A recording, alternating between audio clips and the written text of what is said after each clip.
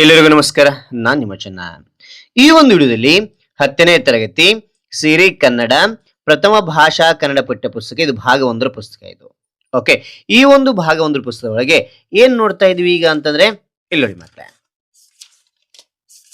S, ಇಲ್ಲಿ ನೋಡಿ, ಗದ್ಯ ಭಾಗ 1 ಆಗಿರ್ತಕ್ಕಂಥ ನಮ್ಮ ಭಾಷೆ ಅಂತಕ್ಕಂಥದ್ದು. ನಮ್ಮ ಭಾಷೆಯಲ್ಲಿ ಏನಿದೆ ಅಂದ್ರೆ ಯಾರು ಬರ್ತಾರೆ ಅಂದ್ರೆ ಎಂ ಮರಿಯಪ್ಪ ಭಟ್ರು ಬರತಕ್ಕಂಥದ್ದು ಕಾಣ್ತಾ ಇದ್ದೀರಾ, ಅವರೇನೆ. ಹಾಗಾದ್ರೆ ಇಲ್ಲಿ ಬರ್ತಕ್ಕಂಥ ಕಾಮೆಂಟ್ಸ್ ಕಾಮೆಂಟ್ ಮಾಡಿದ್ದಾರೆ ಏನಂತೇಳಿ, ಸರ್ ಪ್ರಶ್ನೋತ್ತರಗಳು ದೊಡ್ಡವಾಗಿದ್ದಾವೆ, ಚಿಕ್ಕದಾಗಿ ಮಾಡಿ ಅಂತ ಹೇಳಿ. ಆದ ಕಾರಣ ನಾನು ಚಿಕ್ಕದಾಗಿ ಮಾಡ್ತಾ ಇದ್ದೀನಿ, ರೈಟ್. ಹಾಗಾದ್ರೆ ಇಲ್ಲಿ ಅಭ್ಯಾಸಗಳ ಬಗ್ಗೆ, ಭಾಷಾ ಶೋಭೆಗಳ ಬಗ್ಗೆ, ಭಾಷಾಭ್ಯಾಸದ ಬಗ್ಗೆ ಎಲ್ಲವೂ ನಾನು ವ್ಯಾಕರಣದ ಬಗ್ಗೆ ಎಲ್ಲ ತಿಳಿಸ್ತಾ ಹೋಗ್ತೇನೆ. ಹಾಗಾದ್ರೆ ಒಂದು ಮಾಹಿತಿ ಅಂತಕ್ಕಂಥ ಇಷ್ಟವಾಗಿತ್ತಾ? ಇಷ್ಟವಾದ್ರೆ ಒಂದು ಲೈಕ್, ಅನೇಕ ವಿಡಿಯೋ ಪ್ರೋತ್ಸಾಹ ತುಂಬ ಸಿಗುತ್ತೆ. ಇನ್ನೊಬ್ರಿಗೂ ಶೇರ್ ಮಾಡಿ ಸಾಧ್ಯ. ಇಂಥ ಅನೇಕ ವಿಡಿಯೋಗಳ ಚಾನಲ್ ಸಬ್ಸ್ಕ್ರೈಬ್ ಆಗಿ. ಹಾಗಾದ್ರೆ ಈ ಒಂದು ಮಾಹಿತಿಯನ್ನ ಯಾವ ರೀತಿ ಬರಿಬೇಕು, ಯಾವ ರೀತಿ ಪ್ರಶ್ನೆ ಬರೀಬೇಕು ನಾನು ತಿಳಿಸ್ತಾ ಹೋಗ್ತೇನೆ, ಬನ್ನಿ. ಇಲ್ಲಿ ನೋಡಿ ಮಕ್ಕಳೇ, ಇಲ್ಲಿ ಅಭ್ಯಾಸ ಅಂತ ಕೊಟ್ಟಿದ್ದಾರೆ. ಕೊಟ್ಟಿರುವ ಪ್ರಶ್ನೆಗೆ ಒಂದು ವಾಕ್ಯದಲ್ಲಿ ಉತ್ತರಿಸಿ ಅಂತಿದೆ. 5 ಪ್ರಶ್ನೆ ಯಾವ ರೀತಿ ಬರೀಬೇಕು ನಾನು ತಿಳಿಸ್ತಾ ಹೋಗ್ತೇನೆ, ಬನ್ನಿ. ಇಲ್ಲಿ ನೋಡಿ ಮಕ್ಕಳೇ, ಗದ್ಯ ಭಾಗ 1 ಅಂತಕ್ಕಂಥದ್ದು ಚಿಕ್ಕನ ಅಕ್ಷರದಲ್ಲಿ ಬರ್ರಿ. ನಮ್ಮ ಭಾಷೆ ಅಂತಕ್ಕಂಥದ್ದು ದಪ್ಪನ ಅಕ್ಷರ. ಪಾಠದ ಹೆಸರಿದೆ, ದಪ್ಪನ ಅಕ್ಷರ ಬರೆದು ಕೆಳಗೆ ಅಂಡರ್ಲೈನ್ ಮಾಡಿ. ಅದ ನಂತರ ಏನ್ ಮಾಡ್ತೀರಾ, ಈ ಒಂದು ಪಾಠದ ಅಭ್ಯಾಸ ಯಾವತ್ತು ಬರ್ತಿರ್ತಾರ ಆ ಡೇಟ್ ಅನ್ನಲ್ಲಿ ಬರೀತಾ ಹೋಗಿ. ಓಕೆ, ಅದ ನಂತರ ಕೃತಿಕಾರರ ಪರಿಚಯ, ಕವಿ ಪರಿಚಯ, ಈ ಒಂದು ನಮ್ಮ ಭಾಷೆ ಅಂತಕ್ಕಂಥ ಪಾಠನ ಯಾರು ಬರೆದಾರೆ ಅವ್ರ ಬಗ್ಗೆ ನಾವು ತಿಳಿಬೇಕಾಗುತ್ತೆ. ಓಕೆ, ಡೈರೆಕ್ಟ್ ಅಭ್ಯಾಸಕ್ಕೆ ಹೋಗ್ಬಾರ್ದು. ಕೃತಿಕಾರರ ಪರಿಚಯ ಅಂತಕ್ಕಂಥ ಬರ್ದು ಇಲ್ಲಿ ನಾನು ಒಂದೊಂದಾಗಿ ತಿಳಿಸ್ತಾ ಈಜಿ ನಾನು ತಿಳಿಸ್ತಾ ಹೋಗ್ತೇನೆ. ನೋಡಿ, ಕವಿ ಯಾರು ಅಂದ್ರೆ ಎಂ ಮರಿಯಪ್ಪ ಭಟ್ಟರು, ಇಲ್ಲಿ ಕಾಣ್ತಾ ಇದ್ದೀರಾ, ಅವರೇನೆ. ಕಾಲ 1906ರಿಂದ 1980ರವರೆಗೆ ಅಂತಕ್ಕಂಥದ್ದು. ಸ್ಥಳ ದಕ್ಷಿಣ ಕನ್ನಡ ಜಿಲ್ಲೆ, ಪುತ್ತೂರು ತಾಲೂಕಿನ ಕಬಕ ಗ್ರಾಮದವರು ಇವರು ಅಂತಕ್ಕಂಥದ್ದು ನಾವು ತಿಳಿಬಹುದು. ನಂತರ ವೃತ್ತಿ ಏನ್ ಕೆಲಸ ಮಾಡ್ತಾ ಇದ್ರು, ಮದ್ರಾಸು ವಿಶ್ವವಿದ್ಯಾಲಯದಲ್ಲಿ ಕನ್ನಡ ಪ್ರಾಧ್ಯಾಪಕರಾಗಿದ್ರು ಇವರು. ನಂತರ ಇಲ್ಲಿ ಕೃತಿಗಳು ಬರೀತಕ್ಕಂಥದ್ದು, ಯಾವ್ಯಾವ ಕೃತಿಗಳು ಬರೆದಾರೆ ಅಂದ್ರೆ ತುಳು ಇಂಗ್ಲಿಷ್ ನಿಘಂಟು, ಅಭಿನವ ಮಂಗರಾಜನ ನಿಘಂಟು, ಜಾತಕ ತಿಲಕ, ಹಾಗೇನೆ ಛಂದಸ್ಸಾರ ಅಂತಕ್ಕಂಥದ್ದು ಇಲ್ಲಿ ರಚನೆ ಮಾಡಿದಾರೆ ಅಂತಕ್ಕಂಥ ನೋಡ್ಬೋದು. ಓಕೆ, ಅದಾದ ನಂತರ ನೋಡಿದ್ರೆ ಪ್ರಶಸ್ತಿಗಳು ಇವರಿಗೆ ಏನೆಲ್ಲ ಪ್ರಶಸ್ತಿ ಬಂದಿವೆ ಅಂದ್ರೆ ಕರ್ನಾಟಕ ಸರ್ಕಾರದ ಪುರಸ್ಕಾರ, ಸಾಹಿತ್ಯ ಅಕಾಡೆಮಿ ಪ್ರಶಸ್ತಿ ಬಂದಿರತಕ್ಕಂಥದ್ದು. ಈ ನಮ್ಮ ಭಾಷೆ ಯಾವುದರಿಂದ ಆಯ್ಕೆ ಮಾಡಲಾಗಿದೆ, ಆಯ್ಕೆ ಅಂತಕ್ಕಂಥದ್ದು ನೋಡಿದರೆ ಪ್ರಸ್ತುತ ಗದ್ಯ ಭಾಗವನ್ನು ಎಂ ಮರಿಯಪ್ಪ ಭಟ್ಟ ಅವರ ಕನ್ನಡ ಸಂಸ್ಕೃತಿ ಕೃತಿಗಳಿಂದ ಆಯ್ಕೆ ಮಾಡಲಾಗಿದೆ ಅಂತಕ್ಕಂಥ ನೋಡ್ಬೋದು. Okay, right. ಇದಾದ ನಂತರ ಅಭ್ಯಾಸವನ್ನ ನಾವು ರಚನೆ ಮಾಡ್ತಾ ಹೋಗ್ಬೇಕು, ಬರಿತಾ ಹೋಗ್ಬೇಕು. ಓಕೆ, ಇಲ್ಲಿ ನೋಡಿ ಮಕ್ಕಳೇ, ಅಭ್ಯಾಸ ಅಂತಕ್ಕಂಥ ಬರಿತಾ ಹೋಗಿ ಅಂತಕ್ಕಂಥ ಬರೆದು ಕೊಟ್ಟಿರುವ ಪ್ರಶ್ನೆಗೆ ಒಂದು ವಾಕ್ಯದಲ್ಲಿ ಉತ್ತರಿಸಿ ಅಂತ ಬರೀರಿ. ಓಕೆ, ಮೊದಲನೇ ಪ್ರಶ್ನೆ ಯಾವುದು ಅಂದ್ರೆ ಭಾಷೆ ಯಾವುದಕ್ಕೆ ಸಾಧನವಾಗಿದೆ.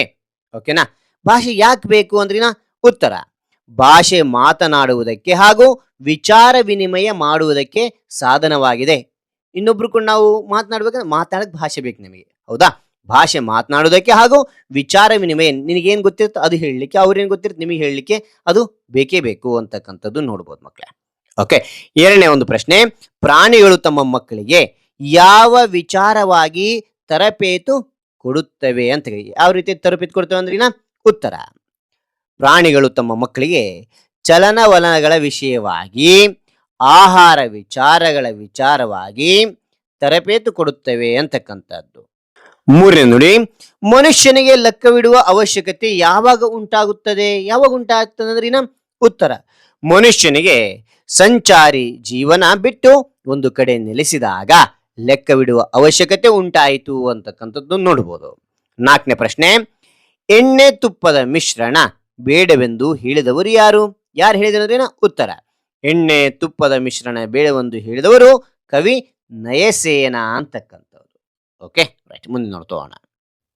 ಐದನೇ ಪ್ರಶ್ನೆ, ಕನ್ನಡಕ್ಕೆ ಪರ್ಷಿಯನ್ ಶಬ್ದಗಳು ಯಾವಾಗ ಬಂದವು ಅಂತ ಕೇಳಿದರೆ ಉತ್ತರ, ಮಹಮ್ಮದೀಯರ ಆಳ್ವಿಕೆಯ ಅವಧಿಯಲ್ಲಿ ಕನ್ನಡಕ್ಕೆ ಪರ್ಷಿಯನ್ ಶಬ್ದಗಳು ಬಂದವು ಅಂತಕ್ಕಂಥ ನೋಡ್ಬೋದು. ಓಕೆ, ಮುಂದೇನೆ ನೋಡ್ತೋಣ. ಹೇಳಿ, ಅಂತಕ್ಕಂಥದ್ದಾಯ್ತು.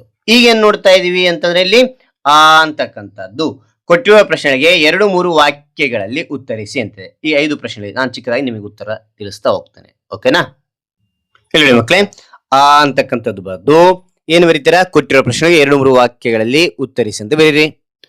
ಇದರಲ್ಲಿ ಮೊದಲನೇ ಪ್ರಶ್ನೆ, ವ್ಯವಹಾರಿಕ ಮತ್ತು ಗ್ರಾಂಥಿಕ ಭಾಷೆಯ ಲಕ್ಷಣಗಳೇನು ಅಂತ ಕೇಳಿದ್ರೆ ಓಕೆ, ಉತ್ತರ, ವ್ಯವಹಾರಿಕ ಭಾಷೆಯಲ್ಲಿ ಜನರು ಮಾತನಾಡ್ತಾರೆ. ವ್ಯವಹಾರಿಕವಾಗಿ ಜನರು ಭಾಷೆ ಮಾತನಾಡ್ತಾರೆ. ಉದಾಹರಣೆಗೆ ಕನ್ನಡ, ತಮಿಳು, ತುಳು, ಮರಾಠಿ, ಉರ್ದು, ಇಂಗ್ಲಿಷ್ ಈ ರೀತಿಯಾಗಿ ಮಾತನಾಡ್ತಾರೆ.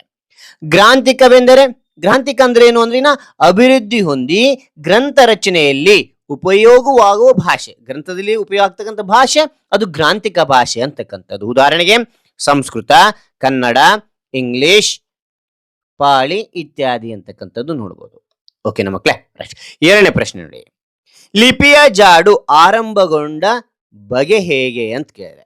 ಓಕೆ, ಉತ್ತರ: ಮಾನವನು ಸಂಚಾರಿ ಜೀವನ ತ್ಯಜಿಸಿ ನೆಲೆಸಿದಾಗ ಲೆಕ್ಕವಿಡುವ ಅವಶ್ಯಕತೆ ಉಂಟಾಯಿತು. ಓದು ಬರಹ ತಿಳಿಯುವವರು ದಿನಗೂಲಿ ಅಥವಾ ಹಾಲಿನ ಲೆಕ್ಕವನ್ನು ಗೆರೆ ಎಳೆದು ಗುರುತಿಸುತ್ತಿದ್ದರು. ಈ ರೀತಿಯ ಗುರುತುಗಳ ಮೂಲಕವೇ ಲಿಪಿಯ ಜಾಡು ಆರಂಭವಾಯಿತು ಅಂತಕ್ಕಂಥದ್ದು ಇಲ್ಲಿ ನೋಡ್ತಾ ಹೋಗ್ಬೋದು. Okay, right. ಅದ ನಂತರ ಮೂರನೇ ಪ್ರಶ್ನೆ ಕೊಟ್ಟಿದ್ದಾರೆ. ಏನ್ ಕೊಟ್ಟಿದ್ದಾರೆ ಅಂದ್ರೆ, ಲಿಪಿಯ ಮೂಲಕ ಜ್ಞಾನ ಭಂಡಾರ ಯಾವ ರೀತಿ ಹೆಚ್ಚಾಯಿತು ಅಂತ ಕೇಳಿದರೆ ಉತ್ತರ: ಲಿಪಿಯ ಮೂಲಕ ಮಾನವನು ತನ್ನ ಜ್ಞಾನ, ಅನುಭವ ಮತ್ತು ಪರಂಪರೆಯ ವಿಷಯಗಳನ್ನು ಬರೆದಿಟ್ಟನು. ಇದರಿಂದ ಆ ಮಾಹಿತಿಗಳು ಮುಂದಿನ ಪೀಳಿಗೆಗೆ ಉಳಿದುಕೊಂಡು ಜ್ಞಾನ ಭಂಡಾರ ಭದ್ರವಾಯಿತು ಅಂತಕ್ಕಂಥದ್ದು ನೋಡ್ಬೋದು. ಓಕೆನಾ ಮಕ್ಕಳೇ? ರೈಟ್. ಇಲ್ಲಿ ನಾಲ್ಕನೇ ಪ್ರಶ್ನೆ ಕೊಟ್ಟಿದ್ದಾರೆ. ಏನ್ ಕೊಟ್ಟಿದ್ದಾರೆ ಅಂತ ನೋಡಿದರೆ, ಕನ್ನಡ ಭಾಷೆ ಹದಗೊಂಡದ್ದು ಹೇಗೆ ಅಂತ ಕೇಳಿದರೆ ಉತ್ತರ: ಬಸವೇಶ್ವರ, ಅಲ್ಲಮಪ್ರಭು, ಕುಮಾರವ್ಯಾಸ, ಪುರಂದರದಾಸ ಮತ್ತು ಕನಕದಾಸರಂತಹ ಮಹನೀಯರು ಸರಳ ಕನ್ನಡ ಪದಗಳನ್ನು ಬಳಸಿದರು. ಅವರು ತಮ್ಮ ಅನುಭವಗಳನ್ನು ಸುಲಭ ಮತ್ತು ಹೃದಯ ಮುಟ್ಟುವ ರೀತಿಯಲ್ಲಿ ಅಭಿವ್ಯಕ್ತಪಡಿಸಿದ ಕಾರಣ ಕನ್ನಡ ಭಾಷೆ ಹದಗೊಂಡಿತು ಅಂತಕ್ಕಂಥದ್ದು ನೋಡ್ಬೋದು. ಓಕೆ, ಐದನೇ ಪ್ರಶ್ನೆ, ಆಂಗ್ಲ ಭಾಷೆ ವಿಶ್ವವ್ಯಾಪ್ತಿಯಾಗಲು ಕಾರಣವೇನು ಅಂತ ಕೇಳಿದೆ. ಉತ್ತರ: ಆಂಗ್ಲ ಪಂಡಿತರು ದೇಶ ವಿದೇಶಗಳ ಭಾಷೆ ಮತ್ತು ಸಂಸ್ಕೃತಿಯನ್ನು ಅಧ್ಯಯನ ಮಾಡಿ ತಮ್ಮ ಭಾಷೆಯನ್ನು ಅಭಿವೃದ್ಧಿಪಡಿಸಿದರು. ವಿಜ್ಞಾನಿಗಳು, ರಾಜಕಾರಣಿಗಳು ಮತ್ತು ಪಂಡಿತರು ತಮ್ಮ ವಿಚಾರಗಳನ್ನು ಆಂಗ್ಲ ಭಾಷೆಯಲ್ಲೇ ವ್ಯಕ್ತಪಡಿಸಿದ ಕಾರಣ ಆಂಗ್ಲ ಭಾಷೆ ವಿಶ್ವವ್ಯಾಪ್ತಿಯಾಯಿತು ಅಂತಕ್ಕಂಥದ್ದು ನೋಡ್ಬೋದು. ಓಕೆ, ಮುಂದಿನ ನೋಡ್ತೋಣ. ಇಲ್ಲಿ ಅಂತಕ್ಕಂಥದ್ದಾಯ್ತಲ್ಲ. ಈಗೇನಿದೆ ಅಂದ್ರೆ ಇಲ್ಲಿ ಈ ಕೊಟ್ಟಿದ್ದಾರೆ. ಏನ್ ಕೊಟ್ಟಿದ್ದಾರೆ ಅಂದ್ರೆ, ಕೊಟ್ಟಿರುವ ಪ್ರಶ್ನೆಗಳಿಗೆ 8-10 ವಾಕ್ಯಗಳಲ್ಲಿ ಉತ್ತರಿಸಿ ಅಂತಿದೆ. ಇವನ್ ನೋಡ್ತೋಣ. ಓಕೆ, ಇಲ್ಲಿ ನೋಡಿ ಮಕ್ಕಳೇ, ಈ ಅಂತಕ್ಕಂಥ ಬರೆದು ಕೊಟ್ಟಿರುವ ಪ್ರಶ್ನೆಗಳಿಗೆ 8-10 ವಾಕ್ಯಗಳಲ್ಲಿ ಉತ್ತರಿಸಿ ಅಂತ ಬರೀರಿ. ಮೊದಲನೇ ಪ್ರಶ್ನೆ ಇದರಲ್ಲಿ, ಭಾಷೆ ಸತ್ವಪೂರ್ಣವಾಗಿ ವಿಕಾಸಗೊಳ್ಳುವುದು ಯಾವಾಗ ಅಂತ ಕೇಳಿದರೆ ಮಕ್ಕಳೇ, ಇಲ್ಲಿ 8-10 ವಾಕ್ಯ ಕೇಳಿದ್ರೆ ನಾನು ಕೂಡ ಎಷ್ಟು 8-10 ವಾಕ್ಯದೊಳಗೆ ನಾನು ಬೀಳಿಸಿರ್ತಕ್ಕಂಥ ಬರೀತಕ್ಕಂಥದ್ದು ನೋಡಿ. 1 2 3 4 5 6 7 8 9 ಸಾಲಿನೊಳಗೆ ನಾವು ಉತ್ತರವನ್ನು ಬರೀತಾ ಹೋಗಿದ್ದೇನೆ. ಉತ್ತರ ನೋಡಿ, ಒಂದು ಭಾಷೆ ಸತ್ವಪೂರ್ಣವಾಗಿ ವಿಕಾಸಗೊಳ್ಳಬೇಕಾದ್ರೆ ಅದನ್ನು ಮಾತನಾಡುವ ಜನರು ಅಭಿಮಾನಧನರು, ಬುದ್ಧಿಶಾಲಿಗಳು ಮತ್ತು ಪ್ರಯೋಗಶೀಲರೂ ಆಗಿರಬೇಕು. ಆಂಗ್ಲ ಜನರು ತಮ್ಮ ಭಾಷೆಯ ಮೇಲೆ ಅಪಾರ ಪ್ರೀತಿ ಮತ್ತು ಗೌರವ ಹೊಂದಿದ್ರು. ಅವರು ಇತರ ದೇಶದ ಭಾಷೆ, ಸಾಹಿತ್ಯ ಮತ್ತು ಸಂಸ್ಕೃತಿಯನ್ನು ಮುಕ್ತ ಮನಸ್ಸಿನಿಂದ ಅಭ್ಯಾಸ ಮಾಡಿದರು.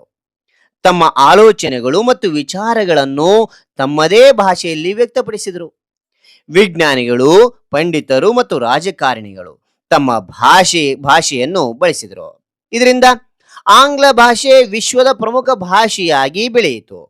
ಇದೇ ರೀತಿಯಾಗಿ ಪ್ರತಿಯೊಬ್ಬರೂ ತಮ್ಮ ಭಾಷೆಯನ್ನು ಪ್ರೀತಿಸಿ ಇತರ ಭಾಷೆಗಳನ್ನು ಗೌರವಿಸಿದರೆ ಭಾಷೆ ಸತ್ವಪೂರ್ಣವಾಗಿ ವಿಕಾಸಗೊಳ್ಳುತ್ತದೆ ಅಂತಕ್ಕಂಥದ್ದು ನಾವು ನೋಡ್ಬೋದು ಮಕ್ಕಳೇ. ರೈಟ್. ಅದಾದ ನಂತರ ಎರಡನೇ ಪ್ರಶ್ನೆ ಕೊಟ್ಟಿದ್ದಾರೆ. ಏನ್ ಕೊಟ್ಟಿದ್ದಾರೆ ಅಂದ್ರೆ, ಕನ್ನಡ ಭಾಷೆ ಸಮೃದ್ಧವಾಗಿ ರೂಪುಗೊಂಡ ಬಗೆ ಹೇಗೆ ವಿವರಿಸಿ ಅಂತ ಕೇಳಿದ್ದಾರೆ. ಹೌದಾ? ಇಲ್ಲಿ ನೋಡಿ, ನಾನು ಚಿಕ್ಕದಾಗಿ ನಿಮಗೆ ಉತ್ತರಿಸ್ತಾ ಹೋಗಿದ್ದೇನೆ. ಉತ್ತರ: ಕನ್ನಡ ಭಾಷೆ ಸಮೃದ್ಧವಾಗಿ ರೂಪುಗೊಳ್ಳಲು ಅನೇಕ ಕವಿಗಳು ಶ್ರಮಪಟ್ಟರು. ಕನ್ನಡ ಪದಗಳ ಬಳಕೆ ಹೆಚ್ಚಾಗಬೇಕೆಂದು ಅವರು ಸಾರಿದರು. ಅವರ ವಾಣಿಯಿಂದ ಕನ್ನಡ ವೀಣೆ ಮಧುರವಾಗಿ ಮಿಡಿಯಿತು.